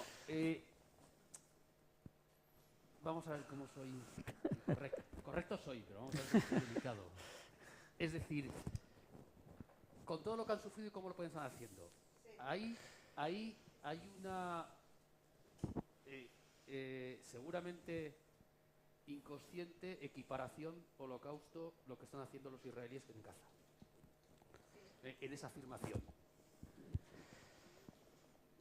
Yo creo que hay que tener cuidado con ese tipo de afirmaciones. Al hacer, es decir, uno puede decir cómo se están pasando el gobierno de Israel en Gaza. Pero cómo con esto lo que han sufrido, cómo lo están haciendo. Es para decir, estos que han sufrido el holocausto, cómo están haciendo otro holocausto.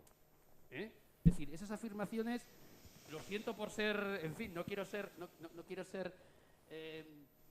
insensible, pero ahí tenemos que, yo creo que hay que hacer, es decir, ¿se puede criticar al Estado de Israel? Por supuestísimo, yo creo que he escrito un artículo hace poco en el que lo digo. Pero es ahí donde tenemos una, y ahí me incluyo, un pozo antisemita al hacer ese tipo de equiparaciones. Es decir, lo que hace Netanyahu y lo que hace el gobierno de Israel en Gaza es lo que hace el gobierno de Israel en Gaza. No es lo que hacen los judíos. No hace falta irse a una sinagoga a matar judíos, que no lo estoy diciendo por usted ni muchísimo menos, pero para protestar contra el Estado de Israel no hace falta ir a una sinagoga a matar judíos o hacer actos antisemitas. No, se puede ir a la embajada de Israel enfrente en Madrid y decir Netanyahu es un asesino, que lo dicen los propios israelíes en el Parlamento de Israel, es decir, que lo dicen. Entonces, y ahora voy a contestarle a lo que creo que usted quiere preguntar. Es decir, ¿qué funciona? Era lo que decía antes de las fronteras de Auschwitz. ¿Qué funciona en el interior de Israel, del pueblo judío? Porque eso en la enseñanza se transmite. Es decir, le voy a hacer lo que me dijo un compañero mío, un buen amigo israelí, me dijo, y eso yo creo que lo van a entender ustedes perfectamente. Israel es el arma que tenemos los judíos para vender cara a nuestra sangre. Yo creo que eso lo vais a entender. Toda amenaza es entendida como una amenaza a la existencia de los judíos. Entonces ellos dicen, y eso viene ya de Moshe Dayan, es decir, el pueblo judío, ahí ya se está haciendo el uso del pasado y una retórica enorme. El pueblo judío, el Estado de Israel es el único Estado en Oriente Medio que no se puede permitir el lujo de perder una batalla, porque pierde la guerra. Entonces, Eso funciona. Cuando hay que vivir en Israel. Cuando desde Gaza Hamás lanza 2000 proyectiles y Gaza es como si como si Hernani tiran misiles aquí al lado, a Amara. No hay más, no hay más. ¿Qué pasa? Que la potencia del ejército de Israel es enorme y la mayor parte de esos misiles los intercepta en la órbita. Pero los de Hamás no tiran misiles a los cuarteles del ejército israelí, que saben dónde están. Tiran a matar a la población civil. Claro, ahí la respuesta de Israel es donde el Estado de Israel, que se le pide mesura, que hay que pedirle mesura, pues es donde tiene que ser, digamos, no sé si decir, más quirúrgico, y ahí es donde no lo es. Pero esa crítica al Estado de Israel, al gobierno de Israel actual sobre todo, que está en el que estaba en la ultra derecha, ahora ya solo está en la ultraderecha, pero se le puede criticar por eso. Pero yo nunca haría esa comparación de eso, la típica frase de lo que han sufrido, cómo este pueblo que ha sufrido tanto lo hace ahora. Por cierto, que no todos los judíos son sionistas, también es otra historia. Y luego ya tenemos que empezar a hablar, y con esto termino, quiero ser corto, de sionismos. Por lo tanto, crítica al Estado de Israel, como cualquier otro Estado. Ese tipo de afirmaciones a mí siempre me quedan un poco ahí, ¿vale? No, bueno, eso sí. Muy bien, más cuestiones, andamos al límite del tiempo, pero ahí al fondo creo que haya una.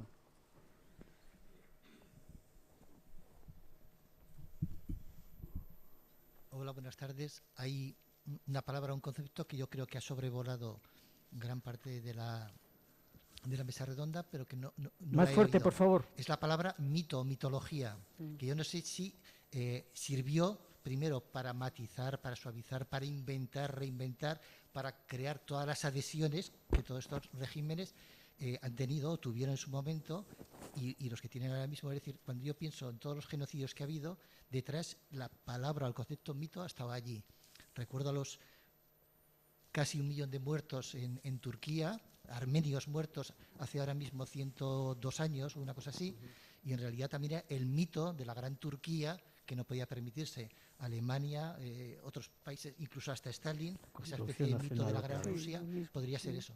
Entonces, me ha extrañado que no apareciera la palabra mito, que ayuda muchísimo a construir todo tipo de nacionalismo exagerado, exacerbado, que además justifica las cosas, las justifica, las suaviza y las hace digeribles y aceptables por los demás. Hay que recrear, hay que reinventar un mito que nos sirva para sentirnos los elegidos frente a los demás. Es una idea, o sea, es una pregunta estupenda y una afirmación excelente. Podríamos decir que las sociedades están para construir mitos y los historiadores estamos para deconstruirlos. El problema es cuando los historiadores también los construyen, como sucede muchas veces. Y sí, efectivamente, los mitos son, pues lo que he hablado en un cierto momento, de utopía. Son imágenes que nos creamos las sociedades, que no siempre son, digamos, negativas. A veces hay mitos que son, de hecho, el mito es necesario en las sociedades. Tenemos que tener una cierta, digamos, imagen de lo que somos, ¿no? O de lo que queremos ser y demás. Pero claro, el problema es que un mito que es esencialista, que no se cuestiona, que no hay ninguna forma de construirlo, como digo, que hacemos los historiadores, es un mito clarísimamente muy peligroso, por supuesto, por supuesto. Sí, luego supongo que se puede admitir dentro de esa, bueno, tal vez tomándose la libertad, ¿verdad?, dentro del mito, de lo que es el mito, lo que son los pequeños mitos, resultado de una falsa interpretación de los hechos, ¿no? Que se desvirtúan y hacen creer cosas que no han sido o han sido de forma distinta, ¿no? Sí, sí. Yo ahí diría dos títulos clásicos para los mitos. Uno, el que me leí yo en primero o segundo de carrera de Geografía e Historia, que yo creo que no he leído nada que haya superado eso, que es el linaje de Aitor. Pues mira, El linaje de Aitor de John Juaristi. es verdad que es bueno, sí. O sea, ese me lo mandaron, yo además que vengo de cultura nacionalista, me lo mandaron y ese está bien como ahí. No voy a decir como vacuna, porque yo tampoco, yo sí que diferencio nacionalismos, es decir, Y luego otro, en el ámbito de que yo soy menos, en el que desconozco menos, digamos que soy menos inculto, que es el de los mitos fundacionales del Estado de Israel de Sefer Stern. Es decir, y yo ahora estos días estaba leyendo pues cómo está manejando Macron la responsabilidad de Francia en el genocidio ruandés, cómo se está gestionando el pasado napoleónico del imperio, cómo la Asamblea Nacional Francesa reconoció el genocidio armenio y por tanto Erdogan, que es un populista de tomo y lomo además de autoritario, le dijo, vale, nosotros vamos a reconocer el genocidio de los Pierre Noirs ahí en Argelia y toda esta... Es decir, y esa mitología, y ahí podríamos entrar ya en otro debate, que es que algún ministro exterior español lo ha defendido, que son los imperios benévolos. Los imperios benévolos. Es decir, ¿qué dice Macron de Napoleón? Bueno, nos pasamos mucho, pero fue más la ganancia. No vamos a hacer una revisión en negativo que la pérdida.